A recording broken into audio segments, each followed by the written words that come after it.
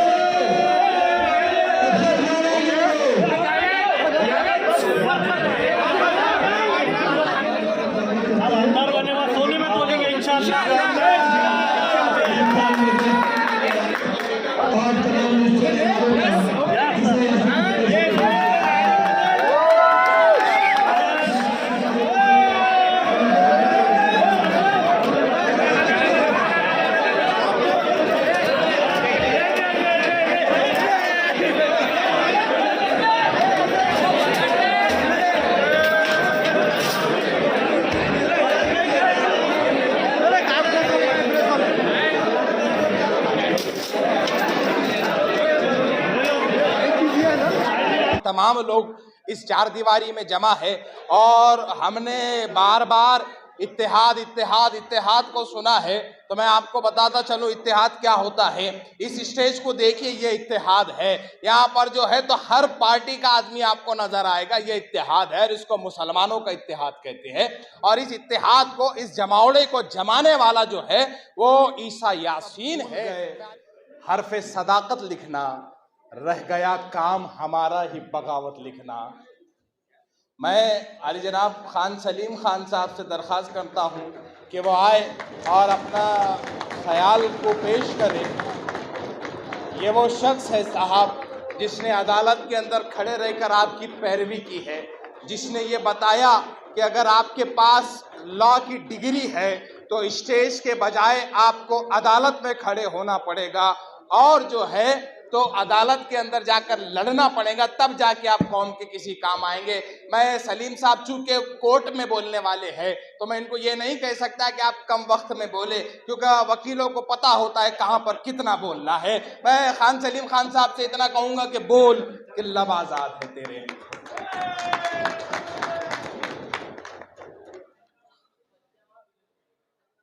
अस्सलाम वालेकुम।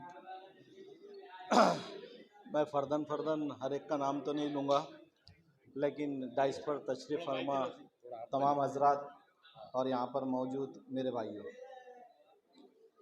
आज हम अफसर साहब का इस्तकबाल करने के लिए यहाँ जमा हुए हैं। हॉल में दाखिल होते ही जिस तरीके से आप लोगों ने मेरा इस्तकबाल किया, मैं थोड़ी देर के लिए डर गया। मैं कभी कोर्ट में भी नहीं डरा, यहाँ आने के बाद मैं डर गया कि ये क्या हो रहा है, इस्तकबाल अफसर साहब का है, मेरे साथ क्या हो रहा है इसमें। तो आपकी मोहब्बतों के लिए शुक्रिया। ये ज़बान हमेशा हक़ बोलेगी, क्योंकि मेरा ताल्लुक़ उस कौम से है कि जिसने फ़िरौन के दरबार में भी हक़ बोलने से पीछे नहीं हटे। उस दरबार में सबूत और दलाइल नहीं देखे जाते। आज भी हम जब काम करते हैं जुडिशरी पे तो वही स्पिरिट को लेकर काम करते हैं कि मेरा ताल्लुक़ उस कौम से है जो हक़ बोलने से नहीं डरती। मुझसे कहा गया कि केस के बारे में बताइए। आज मैं समझता हूँ तकरीबन 40 से 45 दिन का अरसा हो गया है। 29 और 30 की दरमियानी शब औरंगाबाद में जो कुछ हुआ वो सब आपके सामने था। हम लोग दिल्ली में थे, औरंगाबाद का नामांतरण का जो केस था उस सिलसिले में मैं दिल्ली था और मैं इफ्तार के टाइम औरंगाबाद पहुंचा। दूसरे दिन ये वाक़या रोनुमा हुआ। जो नामांतरण की लड़ाई चल रही थी साहब, वो लड़ाई को साइडलाइन करने के लिए, बड़ी जिम्मेदारी से कह रहा हूं, वो मुद्दा ही दब गया और हम आज तक उस चीज में उलझे हुए हैं। राम मंदिर का वाकया हुआ, 400 से 500 लोगों के खिलाफ केस दर्ज हुआ। जिनके खिलाफ केस दर्ज हुआ उनके नाम नहीं, रैंडमली अरेस्ट शुरू हुआ। हर रोज 8, 10, 12, 15 नौजवानों को अरेस्ट किया जाता था और कोर्ट में लाया जाता था। हमारे लिए भी एक मसला था कि आखिर इसमें डिफेंस ले तो कैसा ले, करे तो क्या करे। मेरे अकेले के बस की बात नहीं थी। मैंने अपने साथ काम करने वालों से पूछा कि आप लोग मेरी मदद करोगे क्या। तो 14 एडवोकेट्स ने उसमें मेरे साथ काम करने के लिए हामी भरी और माशाल्लाह आखिर तक सबने मिलकर मेरा साथ दिया। ये वो 14-15 एडवोकेट्स की मेहनत का नतीजा था कि 82 लोग जो अरेस्ट हुए थे वो 1 महीने के बाद जेल से रिहा हो गए। वरना आप लोग सब जानते हैं कि जब किसी केस में 307 लगा दिया जाता है तो उसमें बेल लेना तकरीबन चार्जशीट तक तो नामुमकिन हो जाता है। हमारे जो बच्चे जेल से छूट कर आए, मैं उनसे पूछता था कि जेल में क्या हाल था, तो बोले सब यही बोलते थे सामान लपेट के रखो, अभी तुम्हारी बेल होने वाली नहीं है। लेकिन हमको यकीन था, अफसर भाई ऑफिस पे आया करते थे, शहर के टाइम ऑफिस बंद हो रहा था, हम लोग रेगुलरली ये स्टडी करते थे कि इस केस में किस तरह की स्ट्रेटेजी अडॉप्ट की जाए कि हमको जल्द से जल्द कामयाबी मिले। फिर हमने उसमें ग्रुप्स बनाए और एक स्ट्रेटेजी के तहत काम किया और उसमें कामयाबी हासिल हुई।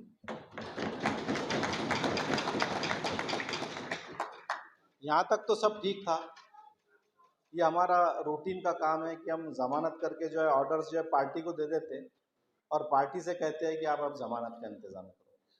लेकिन हम जब जमानत का अर्ज दाखिल कर रहे थे उसी टाइम अफसर साहब ने मुझे बताया कि मैंने 6 लाख की सॉल्वेंसी बनाकर रखी है और जितनी बेल लगेगी मैं दूंगा। मैंने कहा अफसर भाई ठीक है, पहले बेल तो हो जाने दीजिए। नहीं, बोले सलीम साहब जितनी भी जमानतें लगेंगी मैं देने के लिए तैयार हूं। ईमानदारी से बोल रहा हूं, पहली बार मुझे उनकी बात पे यकीन नहीं आया क्योंकि वो भी लीडर है।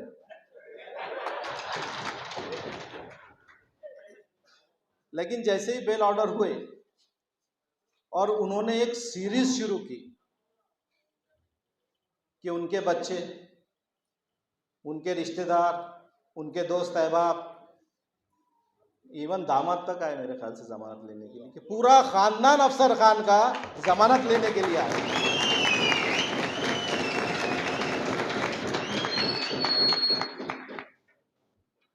अब रहा सवाल है कि वो 6 लाख की सॉल्वेंसी बना के रखे थे, उनमें मेरी सॉल्वेंसी कब इस्तेमाल होती। तो साहब ये इतने लोगों के नाम बोलेंगे क्या आप? तो सलीम भाई तुम फिक्र मत करो, मेरे को डायलॉग बोलना आता है, बहुत जल्दी याद कर लेता पूरे। बोला हाँ यार ये कैरेक्टर भूल गए थे कि अफसर भाई को एक्टिंग भी आती है।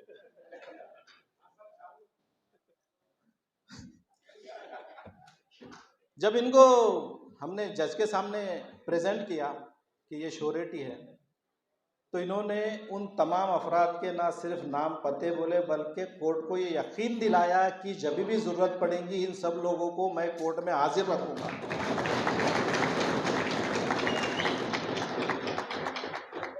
ये मेरे एडवोकेट के करियर का एक पहला वाकया था कि इतनी ज़्यादा तादाद में एक सिंगल आदमी ने जमानतें ली। अभी तक नहीं हुआ ऐसा, 2-3 की जमानतें लेते। भाइयों, हरसूल जेल में ऐसे कई अफराद कैद है जिनके जमानत के ऑर्डर्स हो चुके हैं लेकिन उनको बेल नहीं मिल रही है। यहाँ हमारी खुशनसीबी थी कि हमारा बेल ऑर्डर आने से पहले अफसर खान ने तमाम जमानतें तैयार रखी थी।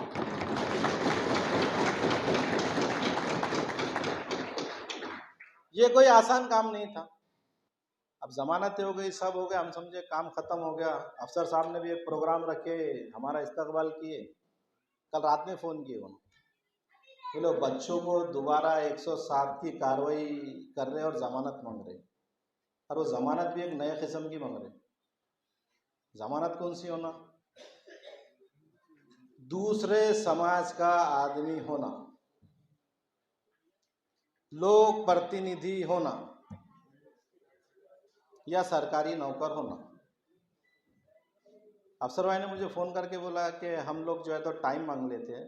मैंने कल रात में उनको 1:30 बजे कहा मैं टाइम नहीं लूँगा, मैं उसमें लिख के दूंगा कि आप इस किस्म की डिमांड हमसे कर नहीं सकते और हम इस किस्म की ज़मानत तुमको दे ही नहीं सकते।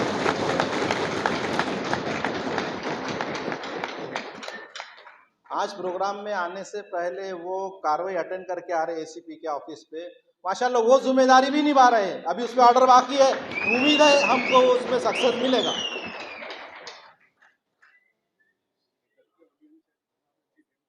मसला ये था कि कोविड की वजह से इलेक्शन नहीं हुए औरंगाबाद महानगर पालिका में, तो लोक प्रतिनिधि अपने पास है ही नहीं। अब बचे 3 MLA, उनसे तो हम जामीन ले नहीं सकते, तो हम पर एक इम्पॉसिबल कंडीशन इम्पोज की गई थी। अब किराड़पुरे का आदमी सरकारी नौकर कहाँ से लेंगे? सरकारी और मुसलमान का कोई ताल्लुक है क्या नौकरी का? और हम लोग कोई हमारी, अब देखिए इल्ज़ाम जिस तरह का लगाया गया हम पर राम मंदिर पे अटैक का, कौन सा हिंदू आके हमारी जमानत लेंगे? हाँ, एक बात कहता हूँ, हम लोग जिस समाज में रहते हैं, हमारे ताल्लुकात हिंदू लोगों से बहुत अच्छे हैं। मैं भी कोर्ट में काम करता हूँ, 300-350 मुस्लिम एडवोकेट्स हैं, लेकिन 3-4 हज़ार हिंदू एडवोकेट्स काम करते, बड़ी मोहब्बत से काम करते हैं हम एक दूसरे के साथ में, कभी प्रॉब्लम नहीं आता, एक दूसरे के दुख दर्द में हम शामिल रहते हैं। मैंने ACP साहब को जो जवाब लिख कर दिया उसमें मैंने यही कहा कि आप किसी भी नॉर्मल हिंदुस्तानी की मुझसे मांगिए, मैं दूंगा, लेकिन आप स्पेसिफिक मांगेंगे हम प्रोवाइड नहीं कर सकते, हम ये देने में नाकाम, हम नहीं दे सकते। हम जेल जाना पसंद करेंगे लेकिन इस किस्म की हम जमानत दे नहीं सकते।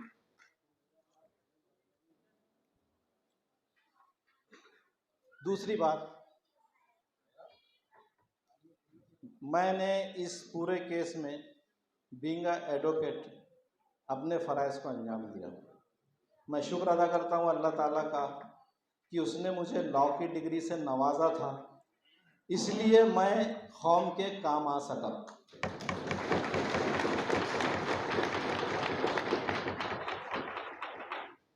आप भी अपने बच्चों को पढ़ाइए लिखाइए। मैं भी आप ही की तरह एक नॉर्मल फैमिली से ताल्लुक़ रखता हूँ। मेरे माँ बाप ने मुझे जो है तो पढ़ने के लिए फ्री छोड़ा था कि आप जो है, मैंने ये डिसाइड किया था कि मुझे वकालत में जाना है।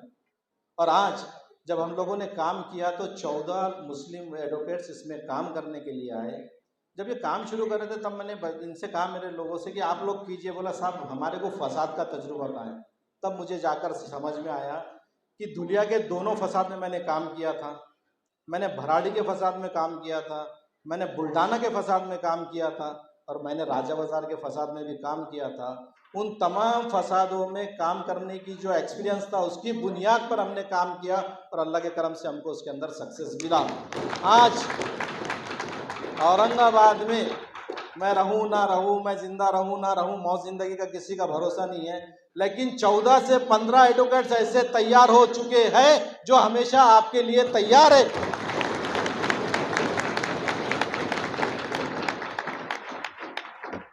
जब हम लोग ये काम कर रहे थे तब सियासी और गैर सियासी तमाम लोगों ने हमसे कांटेक्ट किया। उसमें से हमारे किरमानी साहब भी हैं, इनका भी हमारे बड़ा मोरल सपोर्ट रहा। मेरे ऑफिस पे आए, इवन उन्होंने मुझे जो है हर तरीके का ताउन देने का वादा किया, लेकिन अफसर खान साहब ने इतना कर दिया कि मुझे किसी से ताउन लेने की ज़रूरत ही नहीं पड़ी।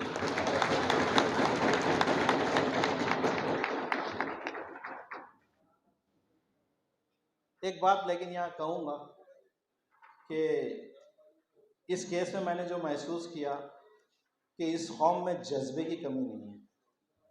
मेरे ऑफिस पर एक शख्स आया और उसने कहा कि मैं भी ज़मानत लेना चाहता हूँ।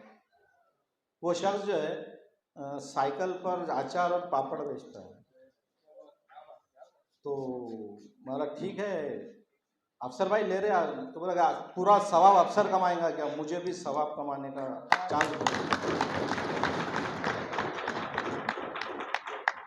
तो उसका जो जज्बा था मैं इनकार नहीं कर सका। मैं बोला भाई आप क्या मदद करोगे? तो उन्होंने 700 रुपये निकाल कर मुझे दिए। बोले इसमें कितनी ज़मानतें होगी? तो मैंने कहा 20। तो बोले 20? बोला हाँ, क्योंकि ज़मानत के एक बॉन्ड पर 35 रुपये के टिकट लगते, मैं 20 ज़मानत के बॉन्ड पे आपके टिकट लगाऊंगा।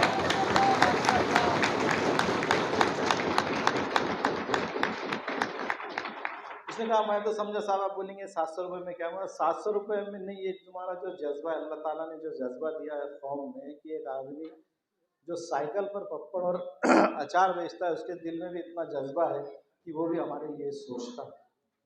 हमारे पास इस केस में काम करते टाइम मैंने एक चीज़ की महसूस किया कि हमारे पास साधनों की कमी नहीं है, काम करने वालों की कमी नहीं है। कमी एक ही चीज़ की है कि काम करने वाले को काम करने नहीं दिया जाता।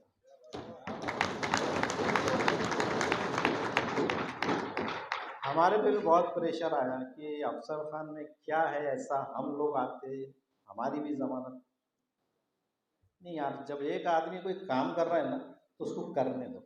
हमने भी तय किया था कि किसी दूसरे को घुसने नहीं देंगे ये लाइन में।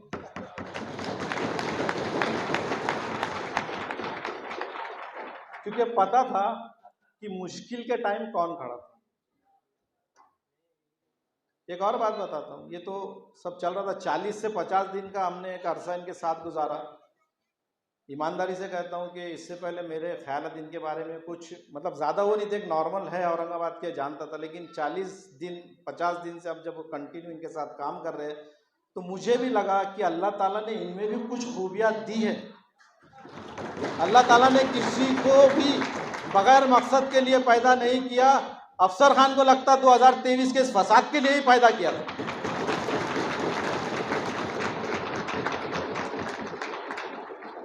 ना सिर्फ जमानतें ली बल्कि दवा वगैरह के लिए, घर किराए के लिए भी इन्होंने जो है तो मदद की लोगों की।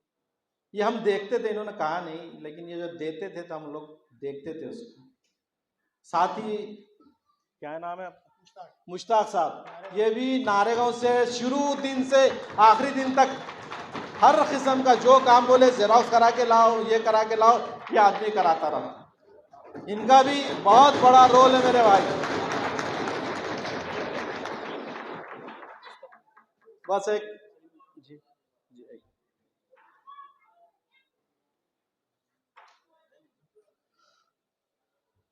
जमायतुल उलमा हिंद की तरफ से मुस्तफ़ा भाई का इसलिए नहीं बोल रहा था मैं कि जरा दीनी मामला है, वो सवाब ऊपर कमाना चाहते क्योंकि जमायतुल उलमा हिंद जो है इस तरीके के मामलात में काम हमेशा से करते आई है। वो किसी तारुफ के मोहताज नहीं है, लेकिन एक नई शख्सियत जो उभर कर आई अफसर खान की शक्ल में, उस ताल्लुक से काबिल मुबारकबाद है औरंगाबाद के लोग कि हम लोगों को एक ऐसी पर्सनालिटी मिली है।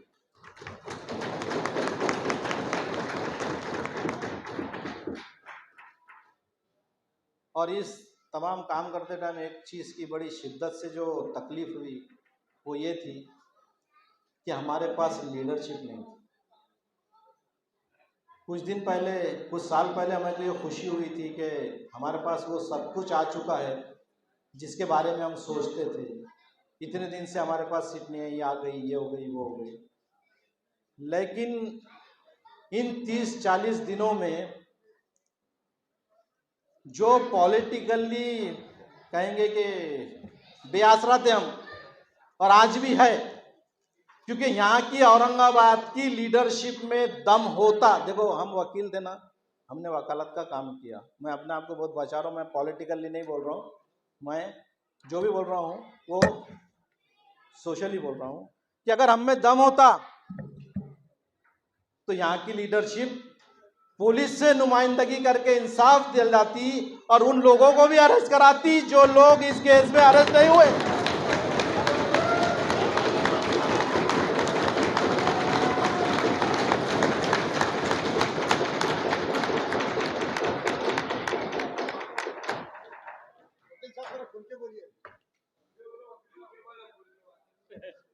मैं वकील हूँ, कुछ लिमिटेशन है, वरना मुझ पे भी इल्जाम लग जाएंगे कल को आप इलेक्शन में खड़े होने वाले हैं क्या।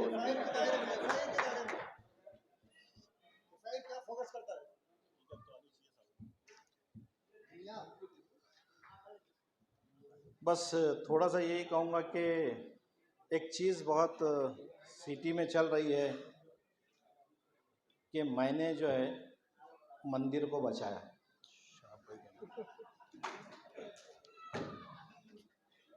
मेरे कान भी पक गए ये डायलॉग सुन सुन के कि मैंने मंदिर को बचाया।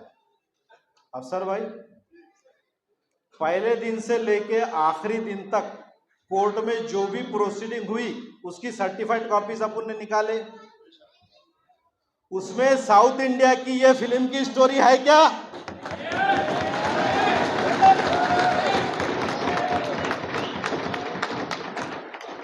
ये ऐसा साउथ इंडिया की फिल्मों में होता है, एक आदमी कुछ तो बचा लेता, यहां पर नहीं है।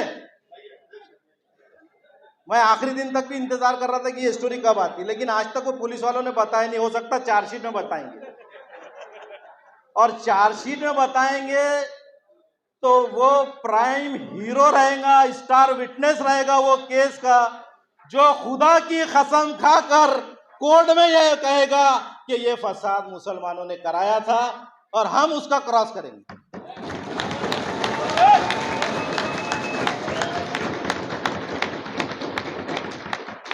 झूठ और सच का फैसला इस कहानी की हद तक इंशाल्लाह कोर्ट में होगा। आप तमाम ने मेरी बात को सुना, जिनको बुरी लगी हो माफ़ करना। मैंने एडवोकेट होने के नाते इस केस में जो काम किया मैंने आपके सामने बयान किया। आप सब लोगों ने मुझे सुना, इज्जत अफजाई की, इसलिए मैं हम तमाम का बहुत बहुत शुक्रिया अदा करता हूँ।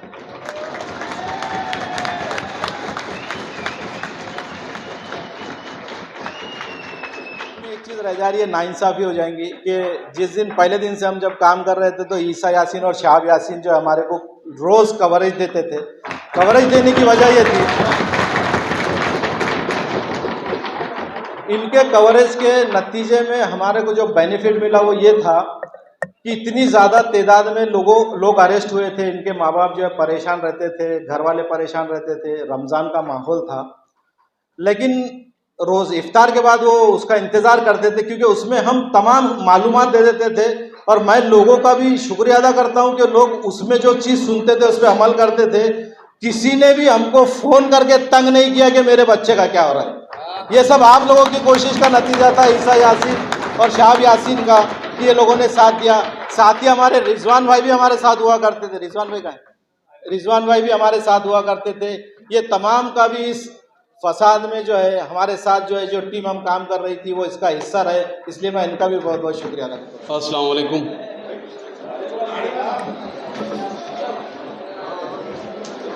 आज के इस इस्तक़बालिया जलसे में जिनको लड्डू से तोला जा रहा है, जो इस औरंगाबाद शहर में 25-30 साल से जो है मुसलसल अवामी जद्दोजहद कर रहे हैं, ऐसे मेरे दोस्त अफसर खान साहब, एडवोकेट सलीम खान साहब, मुस्लिम अवामी कमेटी के सदर इलियास किरमानी साहब, साबिक़ विरोधी पक्ष नेता अज्जू पहलवान साहब, मुस्तफ़ा खान साहब, अजीज़ तरीन साथियों, आज का ये इस्तक़बाल तो है, लेकिन ये इस्तक़बाल हमने उन बच्चों को जेलों से छुड़ाने की शक्ल में हमने ये इस्तक़बाल रखा है। उन पे जो आजमाइशें गुजरी है उसके लिए इस्तक़बाल रखा है। लेकिन ये सारी बातें होने से पहले मैं एक बात समझाता चलूं कि इस शहर औरंगाबाद के अंदर जो मुसलमानों ने इत्तेहाद का मुजाहरा किया था, और वो इत्तेहाद की शक्ल के अंदर जिन जिन मुसीबतों से हम गुजर रहे हैं वो सारी चीज़ें भी सोचने की ज़रूरत है। वो क्या मुसीबतें हैं और वह मुसीबतों से हमारे को छुटकारा क्यों नहीं मिल रहा है, हमसे वो सारी चीज़ें क्यों छीनी जा रही है जो इत्तेहाद के बाद हमारे को मिली थी। तो ये सारी चीज़ें सोचने की ज़रूरत है। इसलिए सोचने की ज़रूरत है कि कहीं इत्तेहाद में मिलावट तो नहीं आ गई। जो एक बहुत मजबूत पायदार इत्तेहाद इस औरंगाबाद शहर के मुसलमानों ने कायम किया था, उस इत्तेहाद को किसकी नजर लग गई या किस मक्कार ने इसको खा लिया, इस बात को भी सोचने की जरूरत है। हम देख रहे हैं कि 88 में फसाद हुआ था, उसके बाद फिर फसाद औरंगाबाद शहर में नहीं हुआ। छुटमुट कुछ घटनाएं हो सकती है, लेकिन ये ऐसा क्या वजह है कि ये 3 साल के अंदर 2 बड़े फसाद हम मुसलमान झेल रहे हैं, और झेलने के बाद इन फसाद के जिम्मेदार भी हम ठहराए जा रहे हैं, जेलों के अंदर भी हम भरे जा रहे हैं, जमानतें भी हमारे को ही कराना पड़ रही है। ये सारी चीजें सोचने की जरूरत है कि ये सब क्यों हो रहा है, क्या किसी प्लान के तहत हो रहा है। हमने बहुत इखलास से इत्तेहाद कायम किया था, हमने बहुत इखलास से हमारे लीडरान चुने थे, हमने पूरी ईमानदारी इसके अंदर दिखाई थी, हमने वो सारी चीजें इस इत्तेहाद के नाम कर दी थी, हमने रोजे रखे थे, हमने आयतल कुर्सी के जो है महफिलें सजाई थी, हमने मक्का मदीना के अंदर दुआएं की थी, वो इस इत्तेहाद को कायम रखने के लिए। और ये इत्तेहाद के अंदर जिन लोगों ने इस इत्तेहाद को पारा पारा करने की कोशिश की है, ये वही लोग हैं जिनको हमने सरों पे बिठाया था। इनको हमने सरों पे बिठाया था कि आओ मेरे यारों, बैठो हमारे सरों पे और राज करो। यही कहा था ना, यही बात हुई थी। हमने राज करने के लिए बिठाया था और तुम लकड़ी से जानवरों के जैसा हकालने का सलूक हमारे साथ कर रहे हैं। तो अब तुमको कैसा हम बर्दाश्त करेंगे। अजीज तरीन साथियों, फसाद हुए भी, मुसलमाना जज्बात में आए भी, और मुसलमानों को हमने संभाला भी। तुमको मिल्लत का सही तरीके का तर्जुमा ही नहीं मालूम अभी कि मिल्लत क्या रहता है, तो तुम मिल्लत की नफ्स को क्या पकड़ेंगे, मिल्लत की मिजाज को क्या पकड़ेंगे, और मिल्लत किस तरीके से संभलती है वो तुमको संभालना कैसा आएगा? नहीं आएगा।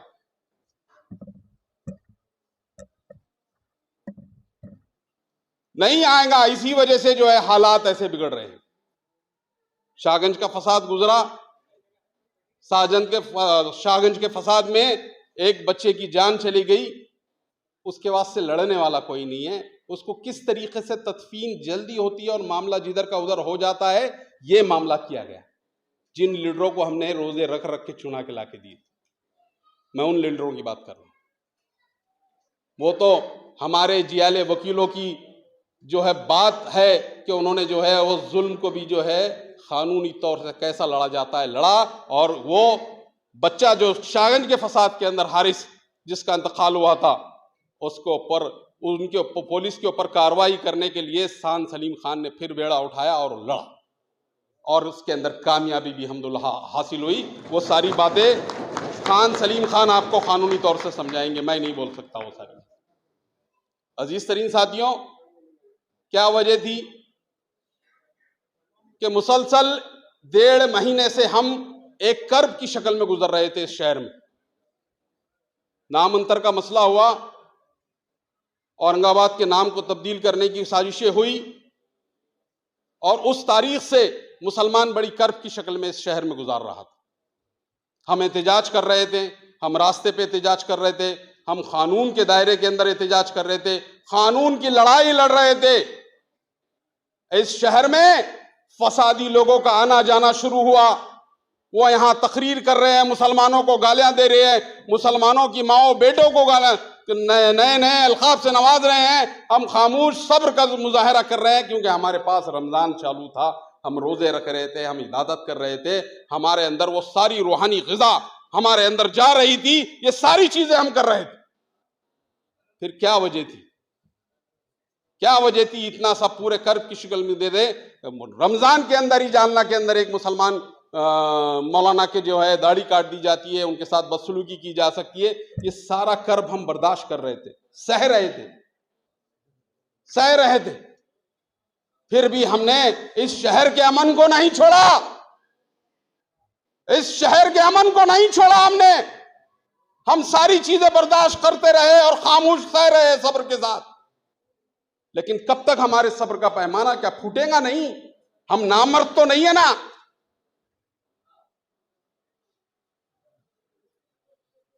हम नामर्द तो नहीं है ना कि हमारे अंदर जो है हमारे पे जुल्म करते जाओ, सहते जाओ, गालियां देते जाओ, सहते जाओ, कहीं ना कहीं तो फूटेगा ना।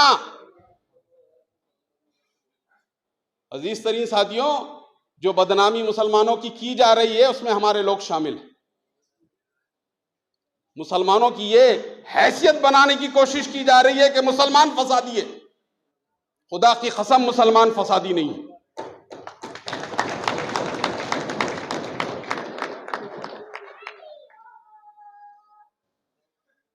रमजान चालू है, रामनवमी भी है। 100 साल से ये राम मंदिर की हिफाजत मुसलमान कर रहा है नहीं कर रहा है? कभी कोई आंच आई? कभी कोई आंच नहीं आई। फिर आज ऐसा क्या हो गया था कि ये आंच आ गई? ये आंच आ गई, ऐसा क्या हो गया था? इस पे गौर करने की जरूरत है। आज ये जलसा आप लोगों के लिए इसलिए भी है जहां अफसर खान की कोशिशों को यहां सराहा जा रहा है, एडवोकेट सलीम खान की कोशिशों को सराहा जा रहा है, उसी तरीके से ये बात को भी समझने की जरूरत है कि मुसलमानों को बदनाम करने की क्यों कोशिश की जा रही है, क्यों साजिश हो रही है, उनको फसादी साबित करने की कोशिश क्यों जा रही है कि तिरकिड़ापुरे का फसाद होता है। FIR कहती है चीख चीख के कि ये हिंदू मुस्लिम फसाद है, लेकिन मुसलमानों को ही अरेस्ट किया जाता है, कोई गैर मुस्लिम इसमें अरेस्ट नहीं है।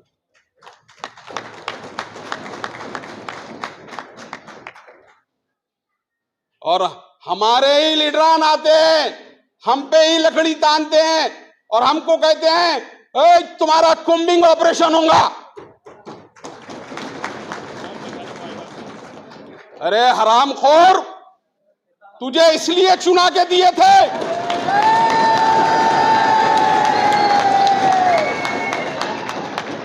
नहीं, हमने क्या इसलिए चुना के दिए थे कि तू हमारा कुंबिंग ऑपरेशन करेगा, जबकि पूरे रमजान में सब्र का घूंट अगर किसी ने पिया तो हमने पिए थे। कौन बचाने को आएगा? तो आ गया तुम्हारा बाप अफसर खान वहां पे बचाने।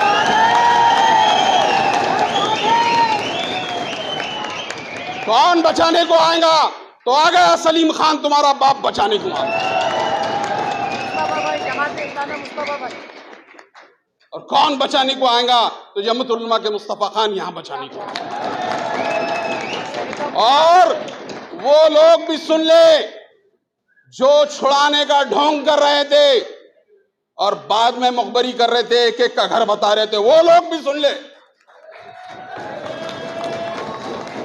कि किन किन ने, सब मालूमात है हमारे पास, कौन कौन ने हरामखोरे अकीदे, सारी मालूमात है हमारे पास। लेकिन अजीज तरीन साथियों, हमको जो बदनाम करने की कोशिश की है, मैं आपको बार बार उसी तरफ इशारा कर रहा हूं कि हमको जो बदनाम करने की कोशिश की जा रही है कि ये फसाद बर्पा हमने किया। कसम खुदा की ये फसाद बर्पा हमने नहीं किया। ये मुसलसल कुछ लोग पहले आए, उनको मुसलमानों ने खामोशी से समझा के वापस भिजा दी, और जो बाद में आए उन्होंने शरारतें की, और वो शरारतों का नतीजा था कि ये सारे वाकयात गुजर गए। फिर हमारा शाहरुख खान आया,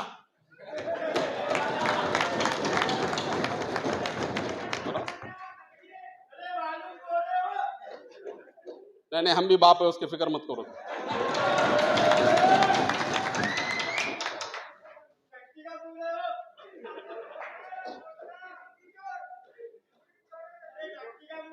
अरे रुको ना जरा यार।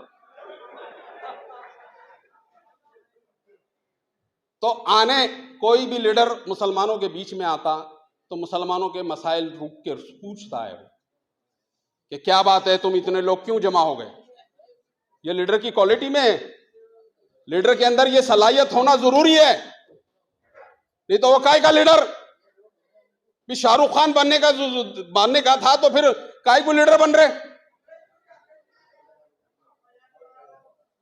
वहां पर मैं अपने तजुर्बे से एक बात मुसलमानों आप लोगों से कहना चाहता हूं कि जब मुसलमानों का वहां मजमा जमा था, वहां पर एक चीज को भी धक्का नहीं लगा था, ना गाड़ियां वहां पर जलाई गई थी।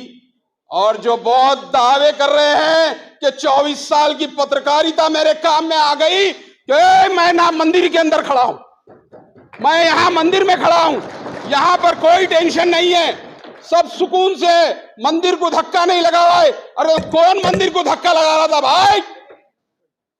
मुसलमान मंदिर को धक्का लगा रहे थे।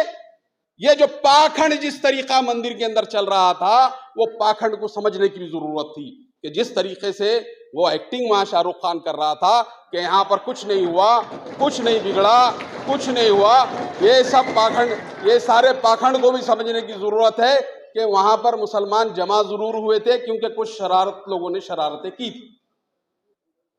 राम मंदिर को धक्का नहीं लगा रहे थे।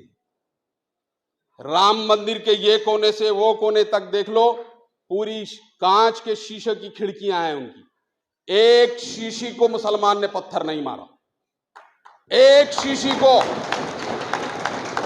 कोई साबित करके बता देना कि एक शीशी को पत्थर लगा। ये काहे को मंदिर बचाने को आ रहा? फिर मुसलमान खुद उसकी हिफाजत करने वाले लोग हैं वहां कर, दिन रात वो मंदिर हमारी नजरों के सामने है, वो मंदिर को नुकसान पहुंचाने का सवाल ही नहीं होता, क्योंकि कुरान मजीद ने हमको ये तालीम दी नहीं है। कुरान मजीद ने कहा कि लकुम दीनकुम वलिय दीन, तुम्हारा मजहब तुम्हारे साथ, हमारा मजहब हमारे साथ। हम नहीं कर सकते, ये हमसे हो नहीं सकता, हम ये सो है नालाखियां कर नहीं सकते। और वो जितना मजमा था, जितने लोग वहां मौजूद थे, जब वो काबिल मुबारकबाद थे कि उन्होंने किसी दूसरे मजहब की जो है तजलील नहीं की, वो के मंदिर को धक्का तक नहीं लगा। ये आके अपनी टीआरपी बढ़ा रहा वहां पे। अरे काय की टीआरपी भाई? राम मंदिर को मुसलमानों ने धक्का ही नहीं लगाए, तू कैसे बोलता है कि राम मंदिर मैंने बचाया? ये सब तमाशे। मुसलमानों ने ये हरकत नहीं की। मैं बोल रहा हूं कि वो एक कमान लगी हुई थी भगवे कलर की राम मंदिर के सामने के हिस्से में। वो भगवा कलर का जो कपड़ा था वो चाइना सिल्क का था, वो आग जल्दी पकड़ता था, बहुत जल्दी आग पकड़ता था। यकीन मानो इतनी गाड़ियां वहां जली जो रिकॉर्ड पे है। वो राम मंदिर का गेट जो बाहर लगा हुआ था काफी, वो गेट, वो कपड़े को आग जल्दी लगती, उसके बावजूद भी वो कपड़ा आखिरी दिन तक जैसी की वैसी था। उसके सामने शायद हो गाड़ियां जल गई, ये जल गई, वो जल गई, लेकिन वो कमान नहीं जली, वो कमान नहीं जली। ये गवाह है उस बात का कि हम वहां पर मंदिर को नुकसान पहुंचाने की कोशिश नहीं कर रहे थे। हम वो डिमांड कर रहे थे कि वो जो शरारती लोग वहां पर आए थे, वो शरारती लोगों को पुलिस के हवाले किया जाए, ये हमारा डिमांड था। कतई हमारा डिमांड नहीं था कि राम मंदिर को नुकसान पहुंचाया जाए। ये जो पाखंड जिस तरीके से मिली भगत के साथ हुआ, इस पाखंड को मुसलमानों समझने की जरूरत है। और समझो आप लोग, आने वाला वक्त हमारे लिए जो है बहुत नफसा नफसी का दौर है, बहुत सियासी उटल पुटल का दौर है। आज महाराष्ट्र की सियासी सूरत हाल ऐसी है कि हम कुछ फैसला नहीं कर पा रहे कि सियासी रुख किस करवट बैठेगा, सियासी ऊंट किस करवट बैठेगा। इन सारे हालात में हमको यह समझने की जरूरत है कि आगे हम किस करवट बैठेंगे, और हम जो करवट बैठेंगे इंशाअल्लाह वो करवट एकदम सही तरीके से बैठना चाहिए। अभी हमको बीजेपी को हराना है साहब, ये बात भी तय कर लो आप, क्योंकि जिस तरीके के जुल्म बीजेपी हमारे पे कर रही है, जिस तरीके के कानून हमारे ऊपर लादे जा रहे, जिस तरीके से हमारे लीडरान को जो है खपाया जा रहा है, फंसाया जा रहा है। आज ही आजम खान को जो है बाइज्जत बरी करा कोर्ट में, आज ही, कल के दिन। वो आजम खान जिसने मुसलमानों की तालीम के लिए मौलाना मोहम्मद अली जौहर यूनिवर्सिटी खड़ी की, उसके ऊपर इतना जुल्म, वो इतना बड़ा लीडर, उसके ऊपर इल्जामात कि वो बकरी चोर है, वो फलां चोर है, वो फलां चोर है। तो ये सारे वाकयात हमारे सामने हैं। हमारे लीडर बच नहीं पा रहे हैं, हमारी मिल्लत बच नहीं पा रही है, हमारे उलमा इकराम के ऊपर नजर कड़ी है, हमारे मदरसों के ऊपर नजर है, हमारे हिजाब के मामले खराब है, हमारे शरीयत पे हमले हो रहे हैं। ये सारे वाकयात के अंदर हमारा वोट बहुत कार फरमा है। अब सियासी बात सीधी सीधी है, साफ साफ है। मैं भी था। इस इत्तेहाद को पनपने के लिए सबसे ज्यादा कोशिश अगर किसी की थी, सबसे ज्यादा मेहनत किसी की थी, तो ये आपके गरीब बंदे की थी, अल्हम्दुलिल्लाह। और उसमें कामयाबी भी हमने हासिल करे, इसमें भी कोई शक नहीं। लेकिन जिस तरीके की बदमाशियां अब हमारे साथ हो रही है कि जो लोग हमको कहते थे कि 4 घंटे में हैदराबाद से यहां आ जाएंगे, वो यहां आके भी यहां नहीं आए। वो आके भी यहां नहीं आए। तो आप इस बात से अंदाजा कर लिए कि आने वाला वक्त हमारे लिए कितना सख्त है, और इन सख्त वक्तों से गुजरना है, और हम गुजर रहे हैं। ये सारी मुसीबतों से, सारी आजमाइशों से हम गुजर रहे हैं, और हम इंशाअल्लाह कामयाब वापस निकलेंगे। एक बार जो है हमने जो है इत्तेहाद का मुजाहरा किया और कामयाबी हासिल की।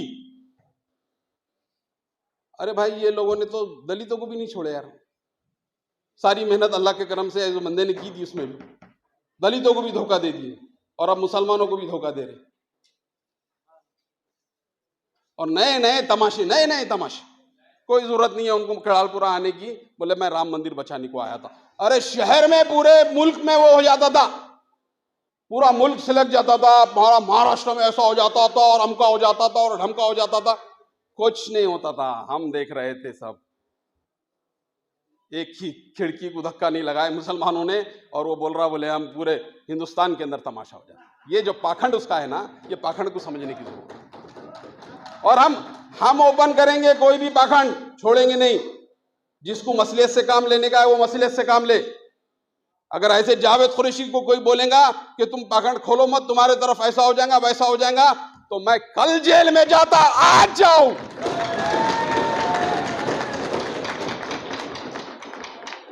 लेकिन खूलू खौलन सदीदा, सच बात बोलने से पीछे नहीं हटूंगा।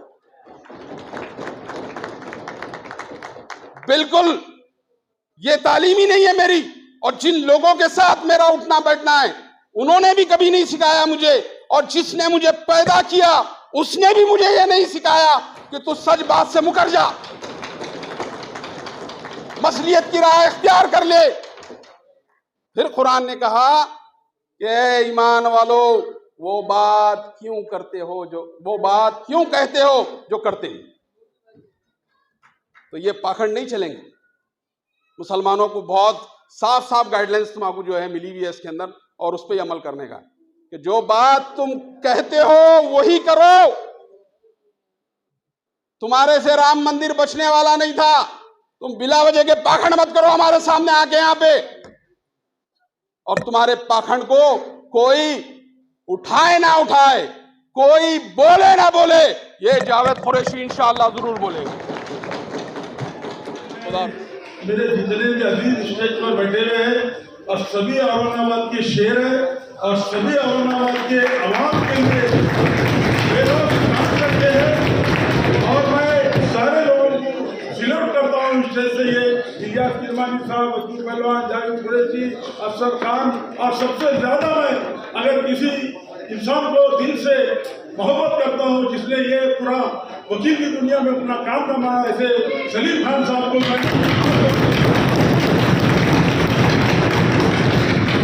खामोश मिजाजी हमें जीने नहीं देगी, खामोश मिजाजी हमें जीने नहीं देगी।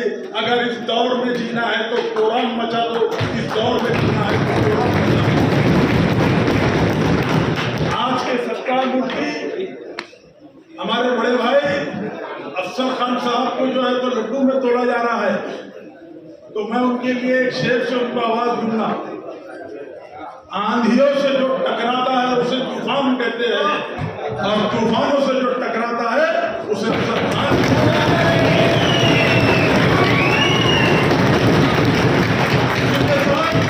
मेरे बड़े भाई यहाँ पर स्टेज पर मौजूद इलियास किरमानी साहब, मैं उनके लिए भी एक शेर बोलूंगा। इबादतों की तरह मैं अपना काम करता हूँ, मेरा उसूल है पहले सलाम करता हूँ। मुखालिफत से मेरी शख्सियत संवरती है, लेकिन मैं दुश्मनों का भी बड़ा एहतराम करता हूँ। और मेरे दोस्त, मेरे भाई अज्जू पहलवान साहब, मैं उनके लिए भी एक शेर बोलूंगा। मैं कहाँ रुकता हूँ अर्श और फर्श की आवाज से, मुझको तो जाना है बहुत ऊंचा आवाज से। ऐसे हमारे हजूर पहलवान साहब, मुझे 2 मिनट का वक्त दिया गया, मैं शेर के जरिए अपनी सब बात बोल चुका हूँ। और मैं एक बात आपको बताना चाहता हूँ, हमारे वकील साहब ने बहुत अच्छी बात बताई, इल्म के ताल्लुक से बात बताए, तालीम के ताल्लुक से बात बताए, कोर्ट की बात बताए, पुलिस की बात बताए, कानून की बात बताए। लेकिन सबसे पहले ये चीज दुनिया में सबसे पहले हमारे रसूल ने जो कहा था, इकरा, जिब्राइल अलैहिस्सलाम ने हमको सबसे पहले आती जो है तो इकरा रब्बी, हमको जो है तो कहा पढ़ो। तो आज यहाँ सब नौजवान हैं, तो मैं सारे नौजवानों से अपील करता हूँ कि जो कुरान हमारे बता रहा है, जो कुरान हमारे गाइड कर रहा है, हमको उसका रास्ता नहीं छोड़ना है। अगर हम उसके रास्ते में चलेंगे तो दुनिया की कोई भी ताकत हमारे को छुपा नहीं सकती और कोई भी ताकत हमको नुकसान पहुंचा नहीं सकती। लेकिन मेरे भाइयों, मेरे दोस्तों, मेरे अजीजों, मैं ये चाहता हूं कि दुनिया के अंदर इस्लाम का नाम, अगर मुसलमान का नाम अगर कोई आए तो मैं ये चाहता हूं कि हमारा नाम पुलिस, जेल, कोर्ट, कचहरी इससे ना पहचाने, हमारे को पहचाने अब्दुल कलाम, हमको पहचाने अजहरुद्दीन, हमको दुनिया के जो बड़े बड़े लोग हैं उनके नाम से लोग हमारे को पहचाने। मैं यही कहना चाहता हूं कि हमारे को हिकमत से भी काम लेना है, हमारे को जो है तो जज्बात में आके हमारा नुकसान नहीं करना है, क्योंकि हमारे पीछे हमारे घर के जिम्मेदार, हमारी माँ बहने, सारे लोग हमारे पीछे जिम्मेदार है और सारा जमाना क्या पूरी दुनिया हमारी दुश्मन है। इसके लिए मैं बच्चों से ये अपील करता हूँ कि जज्बात में ना आए और एक अच्छा मुकाम करे, एक अच्छा काम करे, अपने माँ बाप का, अपने देश का, अपने शहर का नाम रोशन करे। और कुछ लोग साजिशें कर रहे हैं, कुछ लोग हमारे साथ में भी रह के साजिशें कर रहे हैं, तो मैं उनके ऊपर एक शेर बोलूंगा। झूठों ने झूठों से कहा है सच बोलो, सरकारी ऐलान हुआ है सच बोलो, घर के अंदर एक झूठों की मंडी है, दरवाजे पर लिखा हुआ है सच बोलो, गुलदस्ते में एक जैसी लिखा है, गुलदस्ते के अंदर क्या है सच बोलो। तो आप सब समझदार लोग हैं, स्टेज पे भी बैठे लोग समझदार है, सामने बैठे लोग भी समझदार है, आप मेरा इशारा समझ गए होंगे मैं क्या बोलना चाह रहा हूँ। तो ज्यादा बोलता नहीं, खाली शेर शायरी के अंदर बोल रहा हूँ। और लश्कर भी तुम्हारा है, सरदार भी तुम्हारा है, तुम झूठ को सच लिख दो, अखबार भी तुम्हारा है। मैं इसी के साथ मुझे यहाँ बुलाए तो मौका दिया बोलने का, मैं तैयब का और अफसर खान और सारी टीम, सारे लोगों का शुक्रिया अदा करता हूँ और अपने दोस्त का शुक्रिया करता हूँ।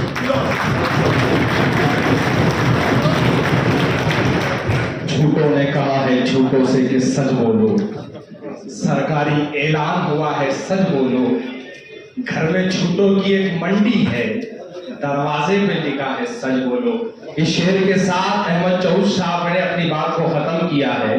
अहमद चौध साहब, मैं आपको इस बात का यकीन दिला दूं कि आप यकीनन आने वाले दिनों में असेंबली का हिस्सा बन सकते हैं, क्योंकि आपको पता है 2 मिनट के अंदर कैसा बोला जाता है। साहब जिन बातों की तरफ इशारा कर रहे थे, या जावेद साहब ने जिन बातों की तरफ इशारा किया है, इन तमाम की बातों से मुझे 2 मिसरे याद आ रहे थे।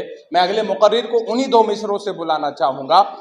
अली जनाब जावेद साहब और अली जनाब सलीम साहब, आप दोनों के नज़रिए मिसरे कि चलो ना आज सही कल ज़रूर टूटेगा, चलो ना आज सही कल ज़रूर टूटेगा, गुरूर किसका रहा है गुरूर टूटेगा।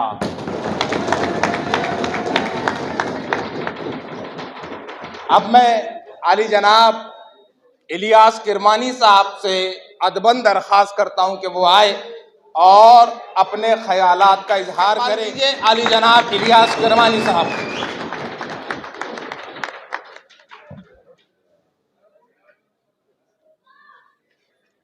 रब्बी इन्नी मग़लूबुन फंतसिर। अस्सलाम वालेकुम। अल्हम्दुलिल्लाह, आज वो दिन, वो मौका, वो जश्न आज हम सबको देखने को मिल रहा है। जो एडवोकेट सलीम साहब और अफसर खान साहब, मुस्तफ़ा साहब जो कंटिन्यू 2 महीने से मेहनत किए, ये लोग आप लोग देख रहे हैं, रोज हम सोशल मीडिया पे देख रहे थे। अल्हम्दुलिल्लाह पूरे औरंगाबाद में जितने भी मुसलमान हैं उनको कभी ये महसूस नहीं हुआ कि हमको कौन बचाएगा और कौन नहीं बचाएगा। ये लोग इस तरीके से ठहरे हुए थे जैसे सफील ठहरना है, जैसे सफील की दीवार ठहरती वैसे ठहरे हुए थे। और मुसलमानों को एक जज्बा था, एक खुशी थी। मैं खास तौर पे ये सबको मुबारकबाद देता हूँ। मेरे स्टेज पे बैठे हुए सारे भाइयों का नाम तो अभी नहीं ले सकता, वक्त बहुत कम है। सारे शहर के ज़िम्मेदार बैठे हुए हैं और सारे माशाल्लाह, ये मैं जितने भी देख रहा हूँ इसमें कोई मुनाफिक नहीं है। ये बड़ी खुशी हो रही मेरे को।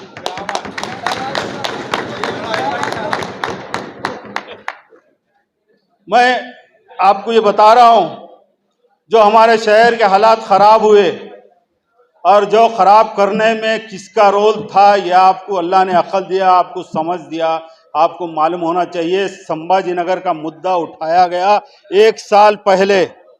हैदराबाद से कुछ कायदीन आए, औरंगजेब रहमतुल्लाह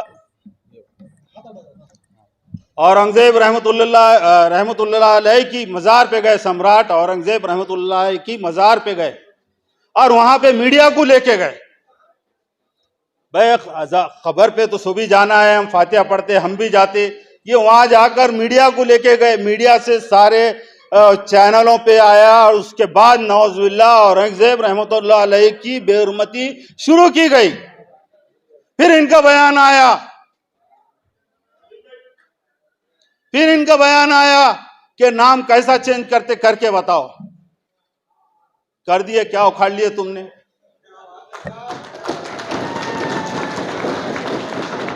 अब औरंगाबाद का नाम चेंज हो गया।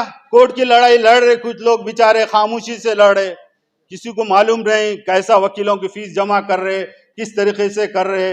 वो अल्लाह उनको जज़ाए खैर दे। मुश्ताक अहमद है, हमारे अहमद भाई है, ये किस तरीके से काम कर रहे। दिल्ली जा रहे रमजानों में, बॉम्बे जा रहे 4 वक्त, अल्हम्दुलिल्लाह।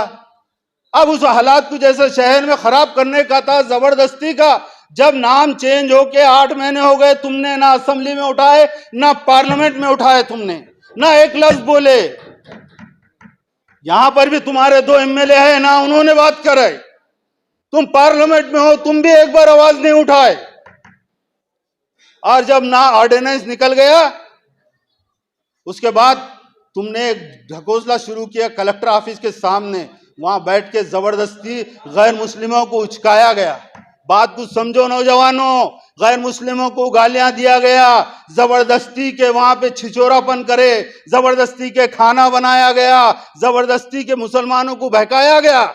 उसके बाद वो हिंदू एक जगह हुए, हिंदू तंजीम एक जगह हुई। फिर उसके बाद उन्होंने वो हैदराबाद से कुत्ते को बुलाए, राजा कुत्ता कौन है।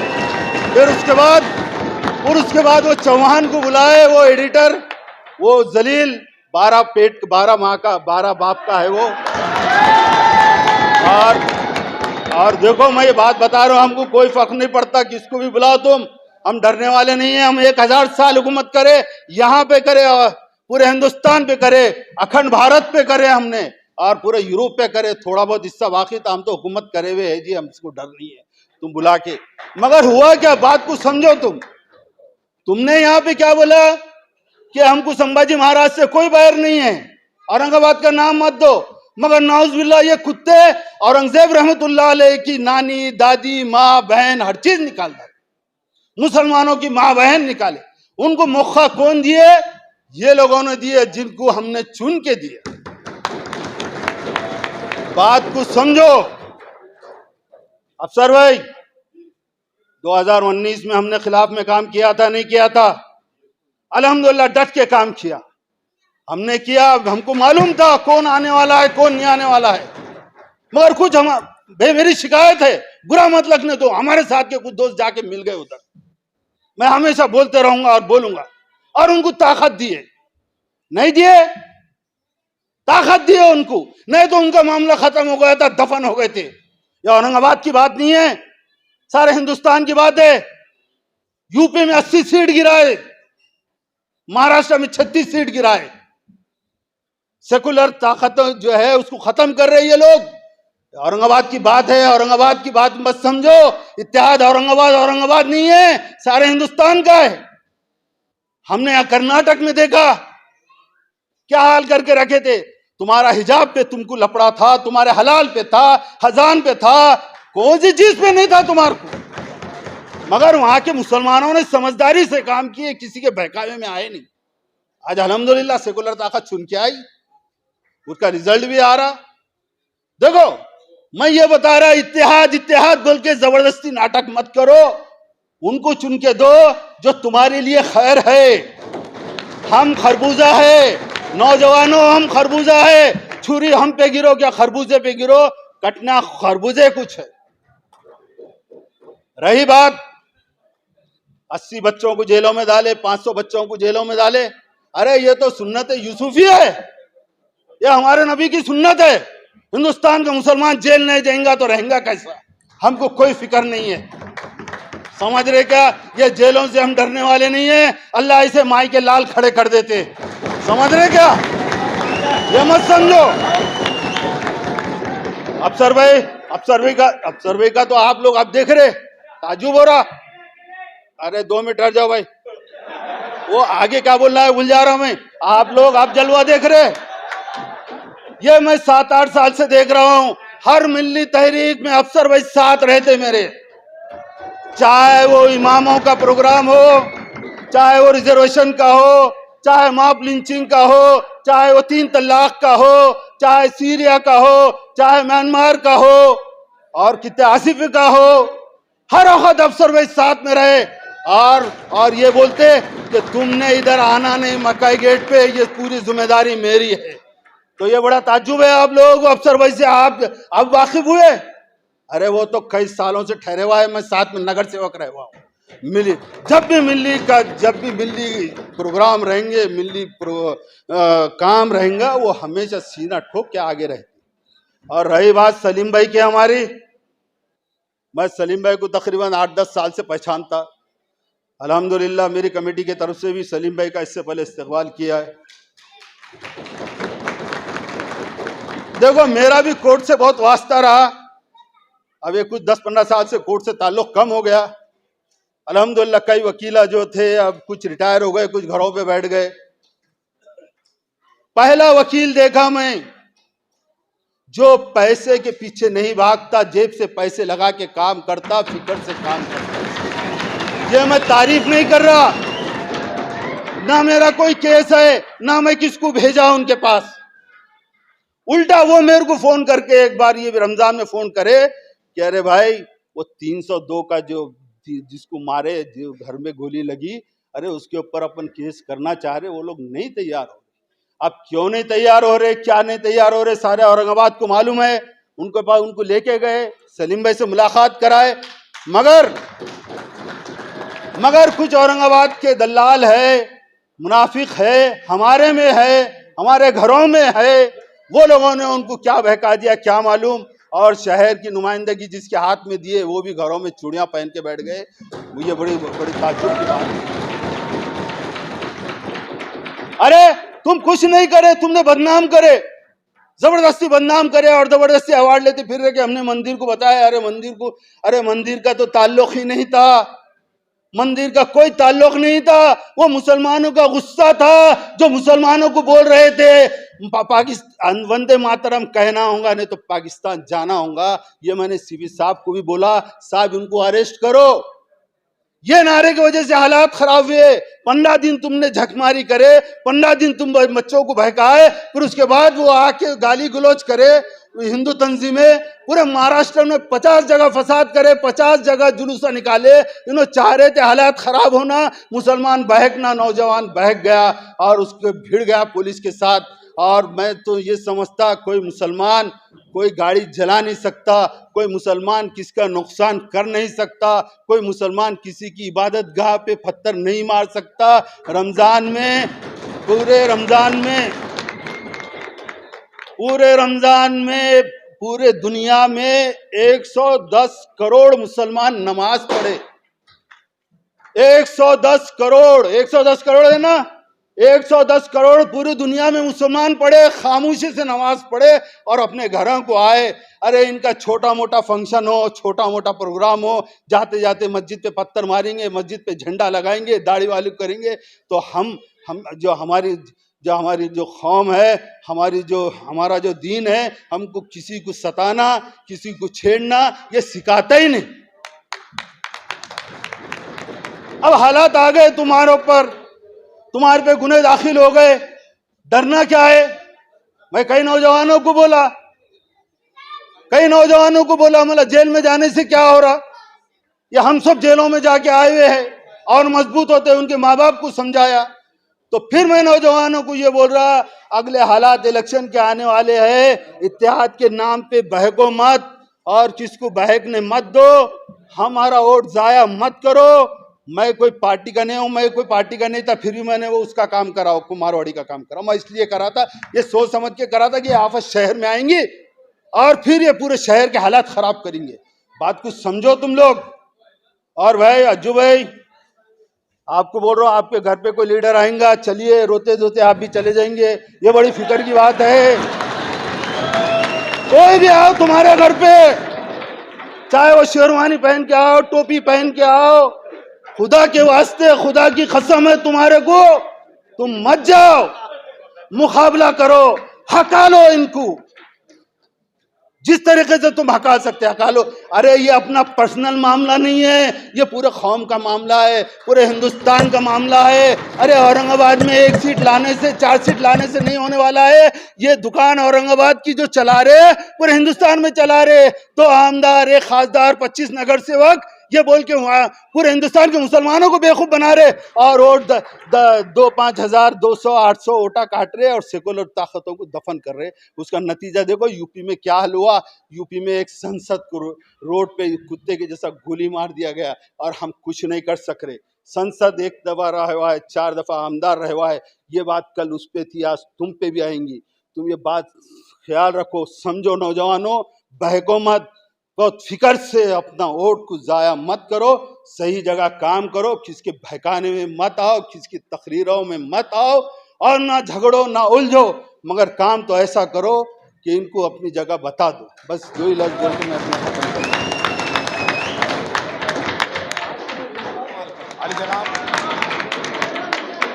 शुक्रिया तैयब जफ़र साहब, बड़े प्यारे अंदाज में आपने एंकरिंग की। और यहाँ स्टेज पे बैठे हुए हमारे सब बड़े भाई अफसर खान साहब, जावेद भाई और बाकी जो भी, इलियास किरमानी साहब, अज्जू पहलवान साहब, मैं सबका शुक्रिया अदा करता हूँ कि उन्होंने ये जो मैंने छोटा सा प्रोग्राम अरेंज किया उसको उन्होंने 4 चांद लगा दिए। और यहाँ बैठे हुए सभी नौजवान, कुछ को तो बैठने के लिए जगह भी नहीं है मगर वो बहुत फुल एंजॉय कर रहे हैं। तो मैं सबका शुक्रिया अदा करता हूँ तहे दिल से। हमारे लाला भाई भी वहाँ से आए हुए हैं। और दूसरी बात मैं ये बताना चाहूँगा कि अल्लाह के नज़दीक फरिश्तों से ज़्यादा इंसानों की अहमियत इसलिए है कि इंसानों के अंदर जज्बात है, फरिश्तों में वो जज्बात नहीं है, एक दूसरे की फीलिंग नहीं है। वही जज्बात जो है तो अफसर खान साहब के अंदर इस दंगल में देखने को मिला मुझे। उनकी वैसे तो बहुत इज्जत थी मेरे दिल में, मगर अब तो दिमाग में भी घुस गए वो। और मुझे अफसर खान साहब को जब तक अब आमदार नहीं बनाएंगे इंशाल्लाह हम चैन से नहीं बैठेंगे। मौजूदों का दौर ख़त्म हो चुका है ख़त्म नबूवत पे, मगर जो है तो अल्लाह उसके किसी न किसी नेक बंदे को उसकी मखलूक की फ़िक्र करते हुए आगे लाता है। तो महाराष्ट्र की तारीख में अफसर खान साहब एक वाहिद शख्स है जिसने अपने रिश्तेदारों की करोड़ों की प्रॉपर्टी लगा के 63 बच्चों की जमानत ली है। आज का दौर ऐसा है कि भाई भाई का नहीं है, बाप बेटे का नहीं है, माँ बेटी की नहीं है। ये हमें सोशल एक्टिविटीज़ के अंदर ये बहुत देखने को मिलता है, पुलिस स्टेशनों में, कोर्ट में, कि जो है तो प्रॉपर्टी के लिए भाई भाई का कत्ल कर देता है, बाप बेटे का कत्ल कर देता है, और जो है तो शौहर बीवी को छोड़ देता है कि मेरा घर मांग रही है, मुझे ये डिमांड कर रही है। मगर अफसर खान साहब का जो जज्बा था, तो उनके जज्बे को जितना सलाम किया जाए उतना कम है।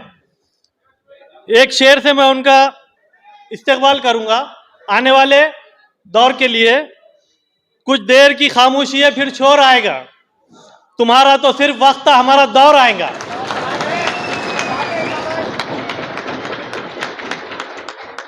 जो लोग इत्तेहाद की बम मारते थे और जो है तो ये बोलते थे कि हम 15 मिनट में आएंगे, 5 घंटे में आएंगे, शहर में दंगल होंगी, तो दंगल तो सब प्री प्लान होते हैं, मगर वो 45 दिन के बाद भी नहीं आए।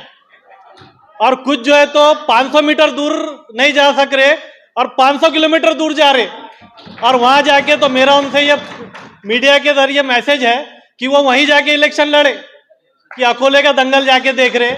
जिन लोगों ने उनको 80,000 वोटों की भीख से नवाजा था, वो आज बड़े नेता बन गए और वो बोल रहे कि हम आ नहीं सकते। अरे आपको कौम ने बड़ा बनाया, आपको कौम ने बड़ा बनाया, कौम के जो वोटों की भीख है उसने बड़ा बनाया, और तुम कौम का जब बुरा वक्त आता है तो तुम जो है तो दूर भागते हैं और पुलिस से डरते हैं और बोलते हैं पुलिस हमें बता रही है कि जो है तो तुम्हारा भी घर वहां है और हम तुम्हें भी केस में डाल देंगे। तो जिनके अंदर हिम्मत नहीं है वो पीछे हट जाए, जिनमें हिम्मत है वो कौम की नुमाइंदगी करेंगे।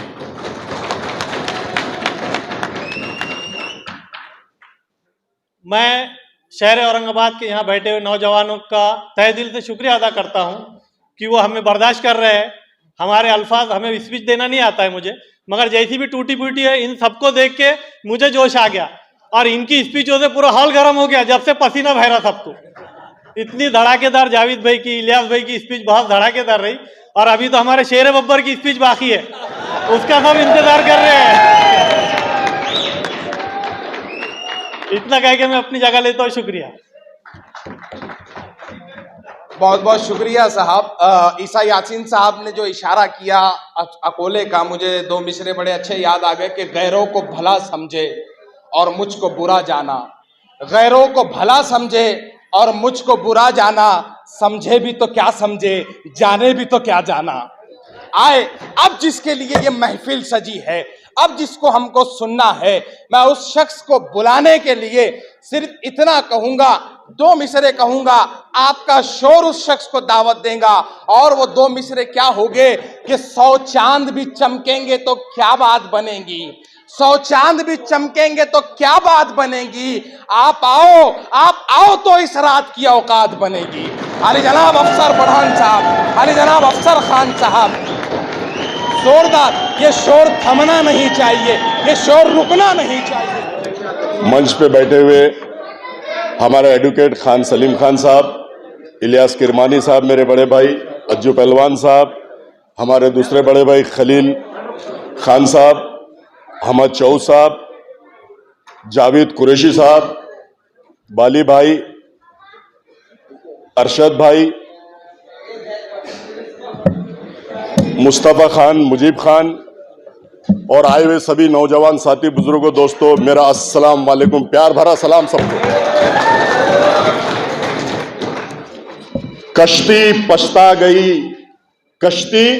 पछता गई समंदर से दोस्ती करने के बाद, कश्ती पछता गई समंदर से दोस्ती करने के बाद, और कौम और मिल्लत को किनारा मिला ऐसे मक्कारों के साथ डूब जाने के बाद।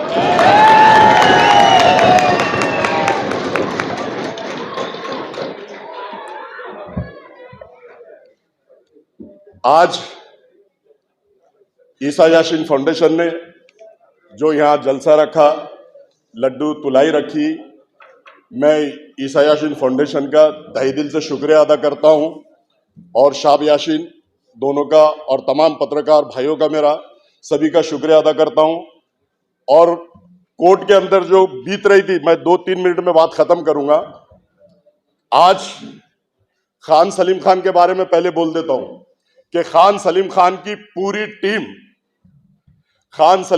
पूरी टीम इतो जद्दोजहद में लगी थी कि कैसे बच्चे बाहर आएंगे। मैंने उनके पास ऑफिस पे 2-2, 2:30 बजे तक बैठा हूं। उन्होंने पूरी स्टडी करके ऐसे बच्चों को मतलब बेल डाली है कि जो बाहर आ सके, और अल्लाह के फजलो करम से कोर्ट के अंदर मैंने भी उतनी मेहनत की जितनी हमारे सलीम खान ने की। और कोर्ट के अंदर कब किससे बात करना है, कब किसके पास जाना है, ये सारे हथगंडे मुझे मालूम है। और अल्लाह के फजलो करम से मेरा दिल जानता, अल्लाह जानता कि कैसी बेल हुई। नहीं तो लोग तो ऑफिसों में बैठ के बात कर रहे थे 3 महीने होंगी नहीं, 4 महीने होंगी नहीं, 6 महीने होंगी नहीं। लेकिन ये खान सलीम खान का कमाल है और अफसर खान का भी कमाल है, समझ लो कि 1 महीने के अंदर सारे बच्चे बाहर आ गए। और मैंने वादा किया था, एक संकल्प लिया था, वादा किया था मेरी मां बहनों से जो रोजे के अंदर रो रही थी, चक्कर खा के गिर रही थी। मैं जब कोर्ट के अंदर खत्म रखा, मुस्तफा वहां पे मौजूद थे, मुस्तफा को मैंने बोला मुस्तफा घबराने की बात नहीं, आ गया है शेरे बब्बर। मां बहनों को बोला कि मेरी मां बहनें आप रो मत। अब अफसर खान कोर्ट के अंदर आके खड़े हो गया। एक एक बच्चे की जब तक बेली हो जाती, मैंने संकल्प लिया और वादा किया और अल्लाह के फजलो करम से एक एक बच्चे को अपने घर तक नहीं भिजाऊंगा, मैं चैन से नहीं बैठूंगा। और जब लोग पकड़े जा रहे थे, लोगों को लाया जा रहा था, कभी 5 बच्चे, कभी 7 बच्चे, कभी 8 बच्चे, कभी 10 बच्चे, कभी 2 बच्चे। छुट्टियों का दिन था, शनिचर का दिन था, इतवार का दिन था। शनिचर इतवार तो छोड़ो, एक और अहम बात आपको बताता हूं कि ईद का दिन जिस दिन था, उस दिन भी लोगों को लाया गया और सलीम खान की टीम वहां पर खड़ी थी। जोरदार तालियां करो सलीम भाई के लिए और सलीम खान के लिए। जब सलीम भाई से मेरी डिस्कस हुई, सलीम भाई ने बताया अफसर भाई मैंने पहले 2-3 दंगल में काम कर चुका हूं, धुलिया के भी 2 दंगल में मैंने काम किया हूं, नवापुरे में आया मैंने उसमें भी काम किया हूं। और सलीम भाई ने बोले कि अफसर भाई फिक्र मत करो, आपने जो बोल दिया मां बहनों को उसके ऊपर हम खरा उतरेंगे और इंशाअल्लाह ताला 1 महीने के अंदर बच्चों को बाहर निकालना शुरू करेंगे। जो लोग बोल रहे हैं कि किराड़पुरे की दंगल हुई है, उनके ऑफिसों में बैठ के बात हो रही है कि अफसर खान जाके शोबाजी कर रहा है, अफसर खान जाके शोपीस खड़ा हुआ है, अफसर खान कोई काम नहीं कर रहा है, अफसर खान खाली स्टंटबाजी कर रहा है, राजनीति कर रहा है। तो कसम खुदा की अफसर खान कभी राजनीति किया है ना करेगा। अरे अफसर खान तो 25 साल से चुन के आ रहा है, मेरी कौम और मिल्लत मुझे चुन के देती। सलीम भाई, जावेद भाई, अज्जू पहलवान, मेरा जहां खुद का भी वोट नहीं है, 4-4 बार लोगों ने मुझे चुन के दिया। और किराड़पुरे का तो मुझ पर इतना एहसान है कि 10 साल मुझे उन्होंने चुन के दिया। मैं अकेला ही चला था जाने पे मंजिल मगर, मैं अकेला ही चला था जाने पे मंजिल मगर, किराड़पुरा के लोग साथ आते गए और अफसर खान का कारवां शहर में बनता चला गया।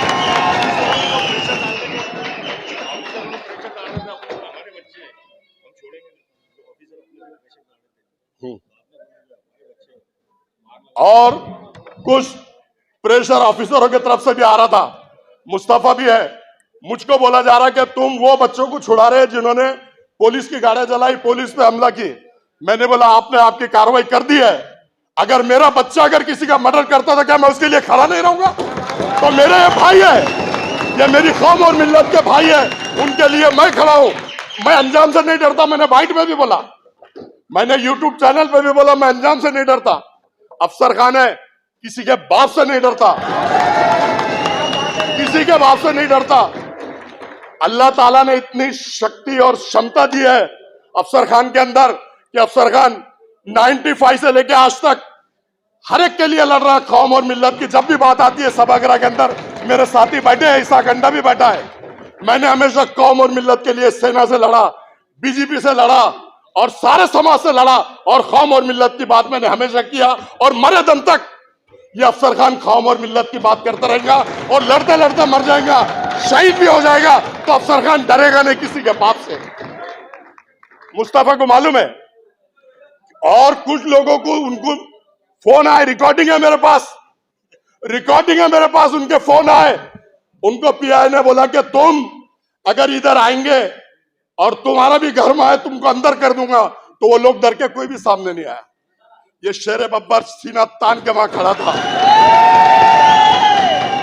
अफसर खान लकब से डरता, ना पुलिस स्टेशन से डरता, ना जेल से डरता। कौम और मिल्लत का मुझ में जज्बा है, कौम और मिल्लत के लिए मैं काम करता है और काम करता रहूंगा। और एक बार जब बेल के सलीम भाई ऐसे खड़े कोने में ऐसे पैसे निकाल के दे रहे टिकटों के लिए, मतलब सलीम भाई, अरे नहीं बोले, वो शख्स टिकट के भी पैसे नहीं लिया, बेलौस काम करने वाला, उसके लिए जोरदार तालियां। और उनको अभी भी मेरा सिलोट है, पहले भी सिलोट मारा पूरी टीम को, आज भी मारता हूं। तो ये शख्स ने टिकट के लिए मैंने पैसे निकाला टिकट को देने के लिए मेरा जेरॉक्स टिकट के पैसे ले। बोले अफसर भाई नहीं, मैंने बोले जैसा तुमने वादा किया, संकल्प लिया, मैंने भी लिया। बोले एक एक बच्चा बाहर आने तक टिकट के भी पैसे किसी से नहीं लूंगा।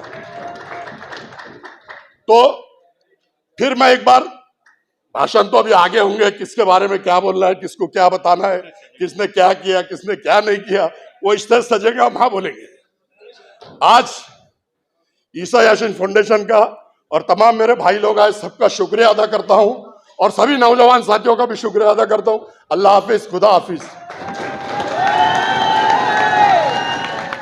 नारे गांव से ये भी एक एक दिन कोर्ट के अंदर था, सारी अपडेट देता था। और हमारा साहब यासीन, ये भी डेली साहब यासीन के जानिब से सारे शहर को मालूम पड़ता था कौन सा बच्चा आया, 2 दिन की कस्टडी है, 1 दिन की कस्टडी है, 14 दिन का PCR है। इनके लिए भी जोरदार तालियां। और वाई का मराठवाड़ा वाइज आए, मराठवाड़ा वाइज। चलो सब तमाम भाई लोगों का शुक्रिया। ऐसा ही प्यार मेरे को देते रहो, ऐसी दुआएं मेरे को देते रहो, सारी ताकतों से टकरा जाऊंगा अल्लाह के फजल करम से। हाल में आमद हुई जिसने औरंगाबाद नामांतर के अंदर अपनी कयादत में हजारों की तादाद के अंदर ऑब्जेक्शन फॉर्म जमा किए। आप आली जनाब खलील खान साहब का जोरदार तालियों से इस्तेमाल कीजिए। अब मैं बिला किसी तमहीद के आली जनाब अज्जू पहलवान साहब से दरख्वास्त करता हूं कि वो आए और अपने ख्यालात का इजहार करें। अस्सलाम वालेकुम रहमतुल्लाहि व बरकातहू। मैं आपका ज़्यादा टाइम नहीं लूँगा इंशाल्लाह। एक शेर से शुरू करता हूँ। फानूस बन के जिसकी हिफाजत हवा करे। हाँ आ रहा क्या? हेलो हेलो,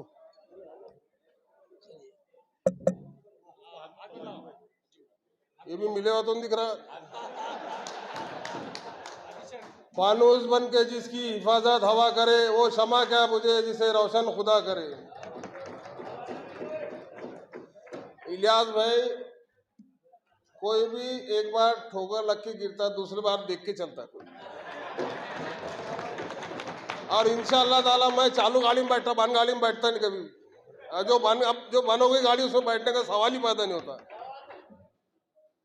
और अपने बुजुर्गों, भाइयों, मुसलमानों, अपने सब कौम के लोग यहाँ पे बैठे हुए हैं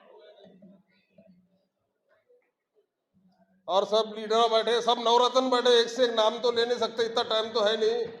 और अल्लाह पाक फरमाता है, तुम जमीन वालों पर रहम करो, मैं तुम पे रहम करूंगा। तो उस शकल में अफसर खान को एक जरिया बनाए थे। और खान सलीम खान वकील और जो वकील मेरे भाई है नौजवान, जो पहली बार मैं भी देख रहा हूँ वकील, कभी भी 10 रुपये का टिकट और 100 रुपये लेते हो और दिन भर भज्जे खाना पड़ता अपने को। लेकिन पहली बार अल्लाह मैंने इनको दिल में रहम डाला और ये ऐसे वकील मार्केट में आए। एक नवरत्न हीरा बोल के कोहिनूर हीरो कैसा रहता है, मुसलमानों का बच्चों का वास्ते ऐसे उभर के आए हुए। और ये सब क्रेडिट जाता है अपनी माँ बहनों को, जो रमजान में इन्होंने रोजे इफ्तारी रोजे खोलते वक्त इन्होंने दुआ करे। मुसलमान बच्चों के हाथ जीतते जेल में अंदर गए थे और जीते बाहर थे तो कोर्ट को चक्रा मार रहे थे, भजे पाव खा के चाय पी के खड़े रहे, वकील साहब के पीछे घूम रहे थे। तो ऐसा नहीं, अल्लाह के लाल बहुत है, एक से एक यहाँ पे पैसे वाले भी, लेकिन अल्लाह मैंने सबको दिल नहीं दिया। इसमें अफसर खान को पेश किए हिसाब से अल्लाह ने अफसर खान के दिल में डाला। अफसर खान, अब वो अफसर खान मेरे बड़े भाई तो नहीं, छोटे भाई बोल रहा हूँ। वो तो बड़े, मैं बोलता बड़े, लेकिन वो छोटे में से, मगर वो छोटे भाई। हाँ तो मैं बड़े बोलता हूँ, छोटे जो बोलते हो, लेकिन थोड़ा हाइट में थोड़ा बहुत फर्क आया था। 19 है। एक शेर सुनो इस पे, ये शेर के 2 अल्फाज है। अब जो समझे वो समझे, नहीं समझे नहीं समझे। मुझे अपनों ने लूटा है, गैरों में का दम था, मेरी कश्ती जा डूबी वहां पानी कम था। मुझे अपनों ने लूटा है, ये पहले सुन लो पहले, और इसकी ये बोलूंगा दूसरा। मुझे अपनों ने लूटा है, अपनों ने लूटा है, गैरों में का दम था, मेरी कश्ती जा डूबी वहां पानी कम था। तो हमें अपने ने लूटा, हमें अपने ने लूटा, गैरों में का दम था। या मेरी कश्ती, हमारी कश्ती, ये वो मेरी कश्ती थी, ये हमारी कश्ती जा डूबी, वहां पानी कम था। अब अपने वालों ने कुछ, अपने भाइयों ने लाए थे, कुछ यहाँ भी होंगे। मैं हमदर्दी में आदमी आया था, मुसलमानों का गुस्सा है एक पानी के बुड़बुड़ों के सर का, और मुसलमान बहुत रहम दिल रहता, गुस्से में 10-5 मिनट बोला तुमको ऐसा कर दूंगा वैसा कर दूंगा, बाद में समझा तो जान दे अपना भैया समझ जाता। कोर्ट में भी केस जाते हो, कितने बड़े बड़े केस आते हैं, वकील साहब भी बोलते जैसा बोलते, अरे कंपन में सुनने वाला आगे, उसका कोई टेंशन नहीं। तो ऐसा अरे क्या बात है, आ रही ना आवाज, हाँ भाई क्या ये, हेलो ये हेलो आ रहा क्या? अरे मेरे डम क्यों कर रहे हैं ऐसे?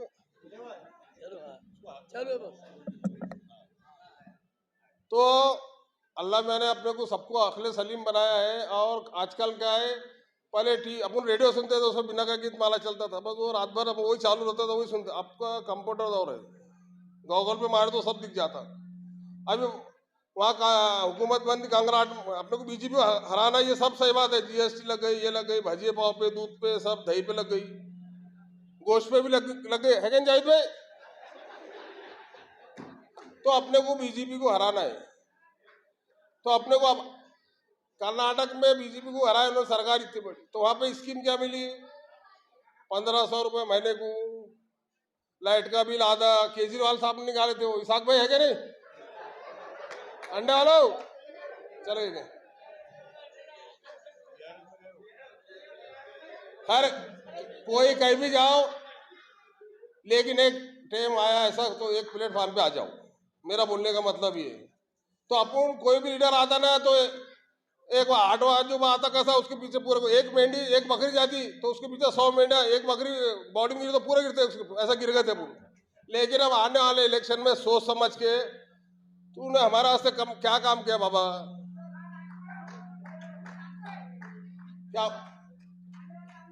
क्या बोले ममदान साहब?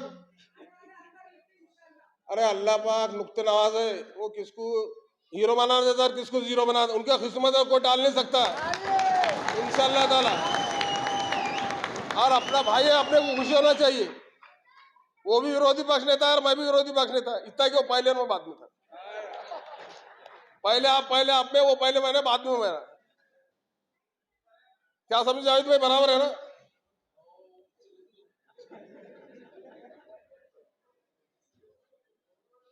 एक शेर शुरू, अब जावेद भाई बहुत खास है सर, समझने वाला ही है। समंदर से कह रहा है सहरे सुकूत, समंदर से कह रहा है सहरे सुकूत, जिसमें जितना सर्फ है वो उतना ही खामोश है।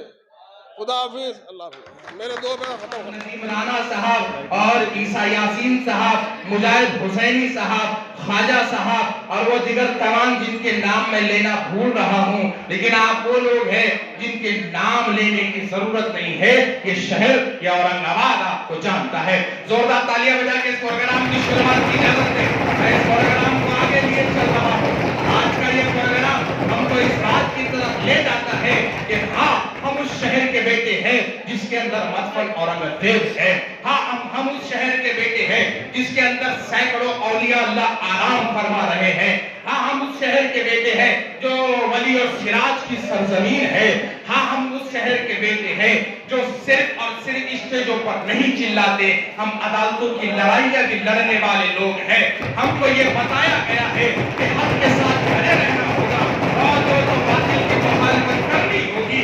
इन तमाम चीजों को एक जगह अगर जमा कर दिया जाए तो एक शख्सियत सामने उभर के आती है, अफसर पठान।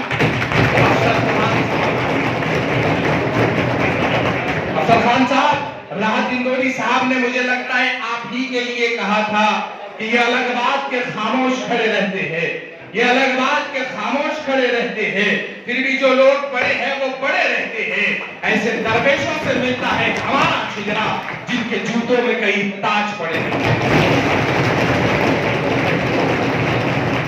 आज का ये प्रोग्राम इसलिए भी है कि जहां कोई नहीं बोला वहां आप बोले, तो अक्सर तुम्हारे लिए अफसर भाई ये भी कहता चलूं कि किसी के बुलाने पे भी कम बोलते हैं, किसी के बुलाने पे भी कम बोलते हैं, जहां कोई नहीं बोलता हम बोलते हैं। आए अब इसी तरह हम प्रोग्राम को आगे बढ़ाए। मैं एडवोकेट अनवर फारूकी साहब से दरखास्त करता हूं कि वो आए और चंद लम्हात में अपना इजहार ख्याल करे। ये बड़ा शोला बयान आदमी है, इनकी आवाज आप सुन चुके हैं। इन्होंने कलामुल्लाह पढ़ा और कलामुल्लाह के जरिए इस पूरी फिजा को मुनव्वर किया। इस प्रोग्राम की बुनियाद इन्होंने रखी। मैं इनसे आजिज़ाना दरखास्त करता हूं कि वो आए और अब इजहार ख्याल करे। आप है और मेरे शहर का नौजवान है, जोरदार तालियों से इस्तकबाल करें। बिस्मिल्लाहिर्रहमानिर्रहीम। वतज़िल्लु मन तशा वज़िल्लु मन तशा। मेरा रब जलील जिसको इज्जत देना चाहे दुनिया की कोई ताकत उसे जलील नहीं कर सकती, और जिसे रब जलील जलील करना चाहे दुनिया की कोई ताकत उसे इज्जत अता नहीं कर सकती। ये सही है कि प्रोग्राम की शुरुआत मैंने तिलावत कलाम पाक से किया था, और काफी लोगों को तो याद भी नहीं होगा कि वो तिलावत क्या था। उसका पहला जुमला ये था, फज़्कुरूनी अश्कुरुकुम वश्कुरूली वला तकफुरून, या अय्युहल्लज़ीना आमनु इस्तईनु बिस्सब्रि वस्सलाह इन्नल्लाहा मअस साबिरीन। शुक्र उस रब्बे ज़ल जलाल का जिसकी कुदरत में सारी कायनात है। शुक्र उस रब्बे ज़ुल जलाल का जिसकी कुदरत में सारी इज्जत और हिफाजत की जिम्मेदारी है। और मैंने शुरू किया है उस अल्लाह रब्बुल इज्जत के नाम से शुरू कर रहा हूँ जो इज्जत का देने वाला है। शुरू उस अल्लाह रब्बुल इज्जत के नाम से करता हूँ जिसने नूह अलैहिस्सलाम की कश्ती को भी किनारा दिया। शुरू उस अल्लाह रब्बुल इज्जत के नाम से करता हूँ कि जिसने उबलते हुए तेल को इब्राहिम अलैहिस्सलाम के लिए समंदर का पानी बना। आज का ये प्रोग्राम मैं तो नागेर से ताल्लुक रखता हूँ, और 2009 थोड़ा सा मुझे शांति दे दीजिए। 2009 में भी मैं आपके शहर औरंगाबाद में इंतखाबी जलसों में आया। अफसर खान साहब किराड़पुरे से पहली बार उम्मीदवार थे, मैंने उनके साथ तकरीर की। बहरहाल 15 साल में आना जाना काफी लगा रहा, और इस बीच ईसा यासीन साहब से मेरे काफी अच्छे ताल्लुकात थे। सोशल मीडिया, न्यूज चैनल पर जो हालात में, मेरी पहली बात आप गौर से सुन लीजिए। मुजाहिद साहब तकरीर कर रहे थे, मैं बहुत गौर से सुन रहा था। मैं कभी किसी की मुखालिफत नहीं करता, ना मैं कभी किसी के खिलाफ बोलता हूँ, लेकिन बात पूरी करता हूँ। जो समझदार है वो समझ जाते हैं। मुखालिफत के बदले मैं तैयब जफर साहब के कुछ शेर सुन रहा था, और उन्होंने एक बहुत अच्छा शेर बीच में कहा था कि ये शहर सिराजो औलिया का है, और दानिश्वर उस वक्त कहाँ थे जिनकी जुबानें बंद थी। मैं इतना ही कह सकता हूँ कि मेरी जुबान खामोश है, मेरा दिल कह उठा है। मेरी जुबान खामोश है, मेरा दिल कह उठा है। मैं अपने होठों से किसी की बुराई करूं, ये मेरा ज़मीर नहीं कहता है। मैं उसका उम्मती हूं जिस पर लोगों ने पत्थर बरसाए, पलटकर मेरे नबी ने उनके लिए दुआ में हाथ उठाया।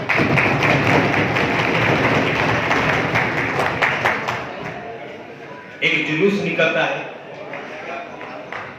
दंगा होता है, फसाद होता है।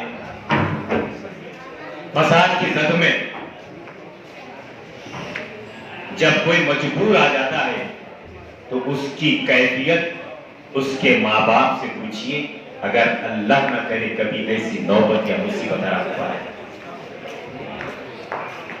बिलख कर रोती उस माँ के एक एक आंसू को पूछ लो, जो अपने बच्चे को बचपन में अगर एक छींक आ जाए तो पूरी रात उसके चेहरे को देखकर ये सोचती है कि इसको क्या खिला दूं, इसको ऐसी क्या दवा पिला दूं कि मेरे बच्चे की छींक कम हो जाए और मेरा बच्चा सुकून से सो जाए। ऐसे जिगर का टुकड़ा महीने 1.5 महीने तक जेल में पड़ा। उस मां की कैफियत को मद्देनजर रखो। उस बहन को सोचो जो अपने भाई की उंगली पकड़कर उसे स्कूल ले जाती है। उसको आज ये एहसास हो रहा है कि मेरा भाई जेल में है, सारा का सारा शहर खामोश है। क्या मर्दों की इस बस्ती में कोई एक ही मर्द जन्म ले सकता है?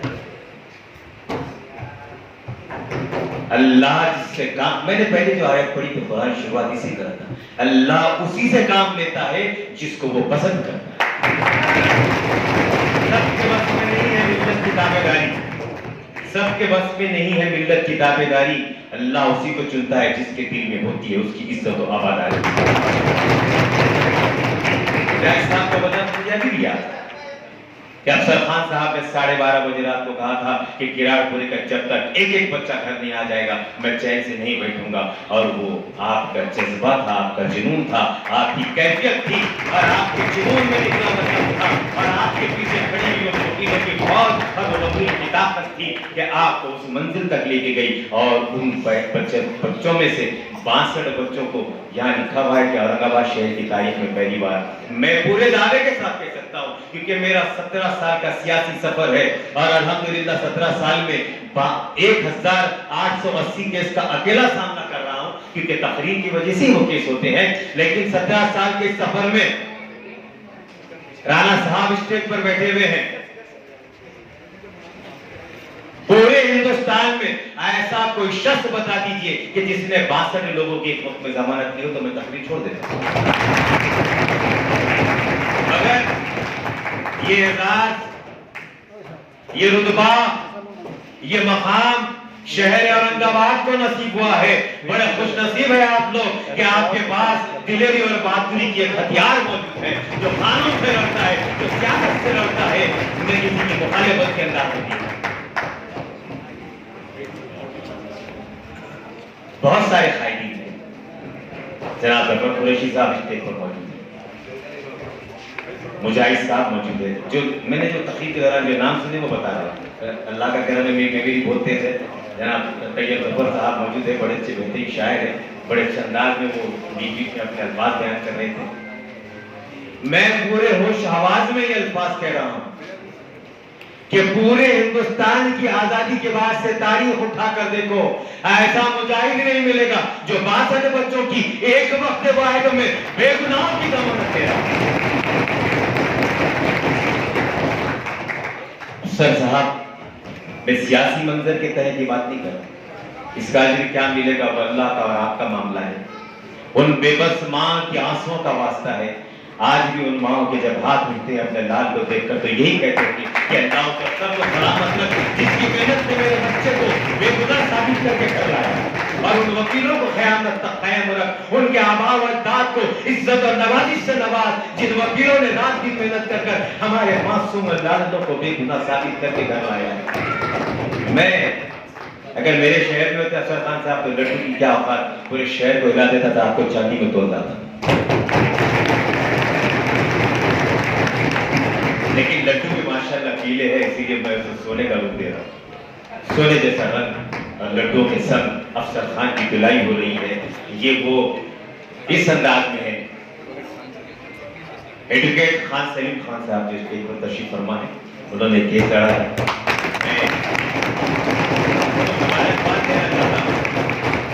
और इस अंदाज में देना चाहता हूं सलीम साहब, हवाओं पे एतबार कौन करता है?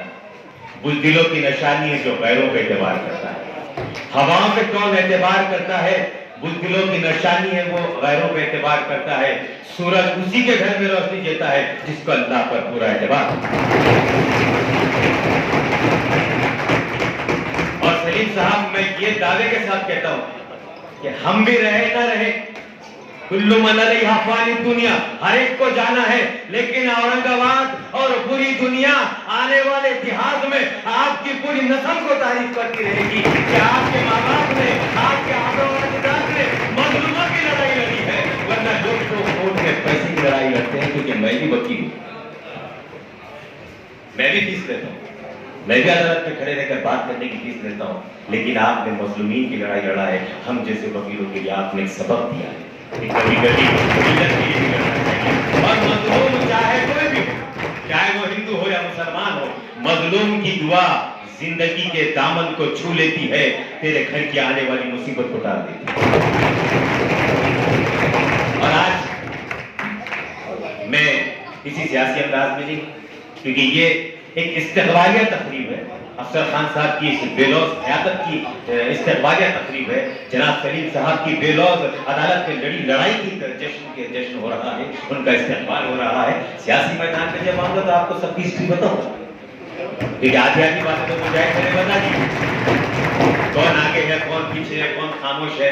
लेकिन वो जो मंजर होता है, मुझे तकलीफ होती है, वो अंदाज अलग होता है, वो बात अलग होती है। क्योंकि मैंने इस प्रोग्राम की शुरुआत जिस पहले लफ्ज़ से शुरू की थी, फज़कुरूनी अशकुरुकुम वशकुरूनी वला तकफुरून। अल्लाह उसी को अपने काबिल, अपने काम के काबिल समझता है जिस पर अल्लाह की नजर पड़ती है, वही बंदा अल्लाह के काम आता है, अल्लाह के लोगों के काम आता है। देखिए ये तो बात हकीकत है। अल्लाह करीम मुसब्बिबुल अस्बाब है। अल्लाह रास्ता बनाता है, जरिया बनाता है, और उन बेगुनाह मासूम बच्चों की रिहाई के असबाब बने अफसर साहब और एडवोकेट सलीम साहब और उनकी पूरी टीम और अफसर खान साहब का ये पूरा मन और ईसा यासीन साहब का वो चैनल। हम भी न्यूज चैनल देख रहे थे, बड़े बड़े अंदाज में आ रहा था कि ऐसा हुआ वैसा हुआ। चलो मजबूरी है, तकरीर के अंदर आ जाते बर्फास्त है, लेकिन मैं बहुत कंट्रोल कर रहा हूँ क्योंकि अक्टूबर में इलेक्शन होने वाले थे। कहा था कहीं बैंड लग जाए, वो सोचना पड़ता है। चैनल पर ऐसा आ रहा था कि जुलूस है, ऐसा है, एक तरफा से पत्थर आए, यूं आए। कभी भी याद रखो, मजलूम को अगर तुम बेलौज तकलीफ दोगे तो हकीकी जालिम को खुदा सजा देगा। ऐसे मासूमों को तो अल्लाह ताला ऐसे गुजर छोड़ाएगा। उसमें जो असल गुनहगार है, जो असल खताकार है, जो पर्दे के पीछे साजिश रचने वाले हैं, वो बेनकाब करने वाला है, उसकी मार से डरो। दुनिया वाले क्या कर लेंगे जब वो आपके प्यार लगा। वक्त की कमी को मद्देनजर रखते मुझे बोलना है, और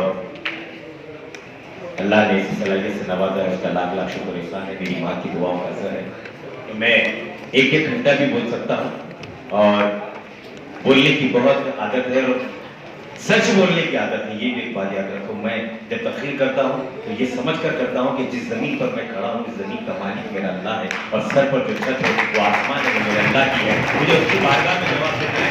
मैं किसी के बाप से डरकर तकरीर भी नहीं करता। सच बोलने पर कोई पाबंदी नहीं है। इस मुल्क के अंदर आपको हर चीज पे जीएसटी मिलेगा, लेकिन तकरीर पर जीएसटी नहीं है। इससे लोग तकरीर करो और सच बोलने के लिए कभी घबराया मत करो। मैं अपने अल्फाज को बहुत मुख्तसर अंदाज में खत्म करने की कोशिश कर रहा हूँ कि मैं काबिल मुबारकबाद है, काबिल तारीफ है अली जनाब अफसर खान साहब। आप हिंदुस्तान के वो वाहिद शख्स है, वो एक वाहिद शख्स था जिसे लोग शेर मैसूर टीपू सुल्तान कहते हैं, जिसने अंग्रेजों की आंखों में आंखें डालकर लड़ाई लड़ी थी। और एक शुक्र औरंगाबाद है जिसे लोग अफसर खान कहते हैं, जिसने हक की लड़ाई लड़ी है। और देने वाले और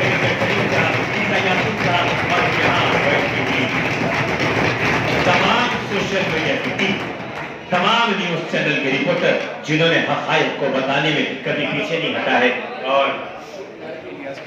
इलियास किरमानी साहब का शुक्राना है, और वो तमाम न्यूज चैनल वाले और सोशल मीडिया वाले जिनके खलब ने, जिनके अल्फाज ने बेबाकी के साथ सारे मंजर को आवाम के सामने लाया, और उन्हीं मंजर को दिखाकर एडवोकेट सलीम साहब ने उन बच्चों को बेगुनाह साबित कर अदालत की चौखटों से वापस लाया। जनाब सलीम साहब एडवोकेट, जनाब अफसर खान साहब, न्यूज चैनल वालों, मीडिया वालों, ईसा भाई यासीन साहब, आपके फाउंडेशन वालों, आपको उन मजलूम बेसहारा बिलखती हुई आंसुओं के खतरे के एक एक बदले अल्लाह आपको इस दुनिया में इज्जत से नवाजेगा, शौहरत से नवाजेगा, मर्तबे से नवाजेगा। कभी भी याद रखो, माँ के आंचल से निकली भी दुआ रद्द नहीं होती, और उन बच्चों के माओं की दुआएं तुम्हारे साथ हमेशा साया बनकर रहेगी। मैं आखिरी में इतना ही कह सकता हूँ कि अफसर साहब, एडवोकेट सलीम साहब, ईसा यासीन साहब, मीडिया चैनल वालों, काबिल तहसीन है, काबिल मुबारकबाद है। आपका वो एक एक लफ्ज, वो एक एक अल्फाज, आज अदालत में लड़ी गई लड़ाई, और अफसर खान साहब की पीछे से लगाई की ताकत और उनका जुनून और जज्बा कि आपको आपके बच्चों को सही सलामत घर तक पहुंचाया है। क्योंकि जेल की जिंदगी जो होती है वो आपको पता नहीं, वक्त कम है। एक जुमले में मैं बोल देता हूँ कि मैं वो देख चुका हूँ। 2004 में मेरी तकरीर पर मुझे केस किया गया था, और मैं 7 दिन जेल में रहकर आया हूँ। मुझे पता है कि वो 7 दिन मुझे ऐसे लगे कि मैंने 7 जन्म गुजार दिए। ऐसे ऐसे कलाकारों से मुलाकात हो जाती है। बहरहाल वो एक मामला अलग था, लेकिन अल्लाह ना करे कभी ऐसी नौबत आए। जो भी हालात बने हैं उसके खिलाफ लड़े हैं, डट कर लड़े हैं। आपकी इस जज्बे को अल्लाह रब्बुल इज्जत अपने बारगाह में कबूल करे, आपको दुनिया और आखिरत में इज्जत से नवाजे, आपके आने वाली नस्लों को इज्जत दे, आपकी आने वाली नस्लों की एक अच्छी रहबरी का ये हिस्सा बने। आखिरी में इतना कहता हूं कि दामने दिले आसार से मैं लौट कर नहीं आया, दामने दिले आसार से मैं लौट कर नहीं आया, मैं अल्लाह तेरे नबी का उम्मती हूँ, कहीं से भी कभी खाली हाथ नहीं आया। और जिन्होंने ये जज्बे अखलाक और जज्बे हुस्न से ये काम किया है, अल्लाह जिन्होंने ये जज्बे हुस्न और अखलाक से ये काम किया है, इनके उठे हुए झोलियों को हमेशा भरना, कभी अपने दरबार से खाली न लौटाना। खुदा तो से देखा जाता है कि जब कोई आमदार चुन के आता है, खासदार चुन के आता है, तो ये मंजर देखने को मिलता है। आज इन मंजर को देख के आप कैसा महसूस कर रहे हैं? सबसे पहले तो मैं आपको ये बता दूं कि हमारे दोस्त ईसा याशीन, शाह याशीन, ईसा फाउंडेशन के सभी मेंबर का मैं शुक्रिया अदा करता हूं। और उनके एक बोलने पे शहर के सारे दिग्गज लोग लड्डू तुलई में आए, जैसे कि जावेद कुरैशी साहब, इलियास किरमानी साहब, अहमद चौध साहब, तमाम शहर के बड़े बड़े लोग यहाँ पर आए। मुझे बड़ी खुशी की बात है, आमदार जीतना हारना तो अल्लाह के हाथ में है। मैं बिना जीते ही आमदार हूँ। क्या बात है? मैं शहर का मैं सिर्फ अल्लाह ताला से डरता हूँ, किसी के बाप से डरता नहीं। आमदार अपनी जगह होगा, लेकिन अफसर खान शेर बब्बर अपनी जगह है। किसी से भी टकराने की ताकत रखता, खासदार रहो, आमदार रहो, मिनिस्टर रहो, मुख्यमंत्री रहो, किसी के बाप से अफसर खान डरता नहीं। और अफसर खान पे जो एलिगेशन लग रहे थे, जो बोल रहे थे, उनको रिजल्ट दिया, कुत्तों का मुंह बंद कर दिया, भौंकने वाले कुत्तों का मुंह बंद कर दिया।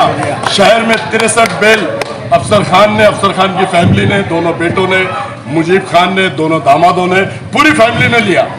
और बेगुनाह बच्चों की बेल हमने लिया।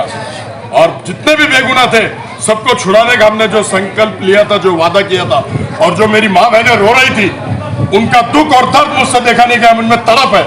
कौम और मिल्लत की लीडरशिप हम 95 से कर रहे हैं। अनेक दंगल हमने शहर के निपटाए, शहर के अंदर पूरे शहर में भी दंगल ही हमने निपटाने का काम किया। दंगल में कैसा हैंडल करना ये हमको आता है। हर मर्ज की दवा अफसर खान के पास है, हर मर्ज की दवा अफसर खान के पास है। अफसर खान हर मर्ज का इलाज करता है। अफसर खान को कोई पोस्ट की जरूरत नहीं है। मेरी माँ बहनों की दुआ, कितने भी मैं अगर करोड़ रुपए भी खर्चा कर दो तो इतनी दुआ नहीं मुझे मिलती।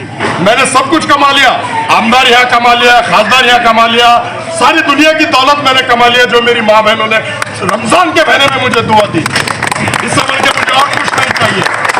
सर, मैं लगातार देख रहा हूँ, कई चैनल पे देख रहा हूँ, ये कमेंट्स आ रहे हैं आपके चाहने वालों के, नेक्स्ट एमएलए, कोई कह रहा है नेक्स्ट एमपी। मैं बहुत खुल के पूछ रहा हूँ, अगर आपके मन में है तो आप आमदार लाना पसंद करिए, खासदार? देखो, मैंने जो काम किया ये कौम और मिल्लत के और अल्लाह को राजी करने के लिए किया। मैंने ना आमदार सोच के किया, ना खासदार। और अल्लाह ताला को अगर जिताना है, माँ बहनों की दुआ अगर कबूल करना है, तो अल्लाह ने चाहा, मौका आया, तो हम पीछे नहीं हटेंगे। हम पठान हैं, हम शेर बब्बर है, किसी के बात से नहीं डरते। सर, आप किसी पार्टी से लड़ेंगे या पक्ष, ये भी एक सवाल उठ के आएगा सर। देखो, पार्टी और पक्ष अपनी जगह, बाजू रखता मैं बगल में। मैं शहर ने औरंगाबाद से 2 बार किरारपुरे से मुझे चुन के दिया, 2 बार मैं इंडिपेंडेंट अपक्ष चुन के आया आदमी है। कोई पार्टी ना कोई पार्टी ना पक्ष, कौम और मिल्लत का नेता है अपक्ष। खास साहब, जैसा देखा गया कि अपोजिशन जितने भी जो तो लीडरान है, सब ने पैर पीछे ले लिए थे, मगर आपने एक ऐसी क्या सोच उभरी, ऐसा क्या जज्बा उभरा जो रमज़ान के महीने में आपने जो तो पूरे 63 की जो तो जमानत लेने के लिए जो तो इतना अपनी जो तो बहादुरी दिखाई? देखो, जो बहादुरी दिखाता, जो मर्द मुजाहिद है, वो जंग के मैदान में लड़ता। जो आपा जान रहे थे वो घर में बैठते। हम तो मर्द मुजाहिद है, हम तो रोड पे आके लड़ते हैं, शहर में लड़ते हैं, बस्ती पे लड़ते हैं, पुलिस स्टेशन में लड़ते हैं, कारपोरेशन में लड़ते हैं, हर जगह कौम और मिल्लत के लिए लड़ते हैं। और कोर्ट में भी इंसाफ की लड़ाई हमने 45 दिन लड़ी। और जो वादा किया था, एक एक बच्चे को अपने घर पे पहुंचाने का काम हमने किया। और माँ बहनों ने मुझे इतनी दुआ दी कि जिसकी इंतहा नहीं। सर, एक आखिरी सवाल कि ये आने वाले समय में 4-5 महीने के बाद हो सकता है कि इलेक्शन की आमद हो जाए। ऐसे हालात में बतौर खास औरंगाबाद शहर और जिले के आवाम के लिए एक नए सियासी माहौल में आपको कोई ठोस पैगाम? देखिए, इलाके कुत्ते और बिल्लियां के होते हैं।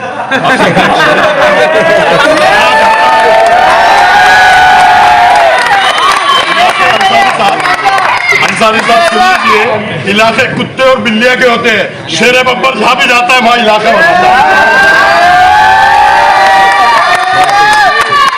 का पल है, एक तरफ 65 तो माए तो बहने जो तड़प तड़प के रो रही थी, एक एक आंसू की कीमत क्या होती है तो अल्लाह बेहतर जानता है।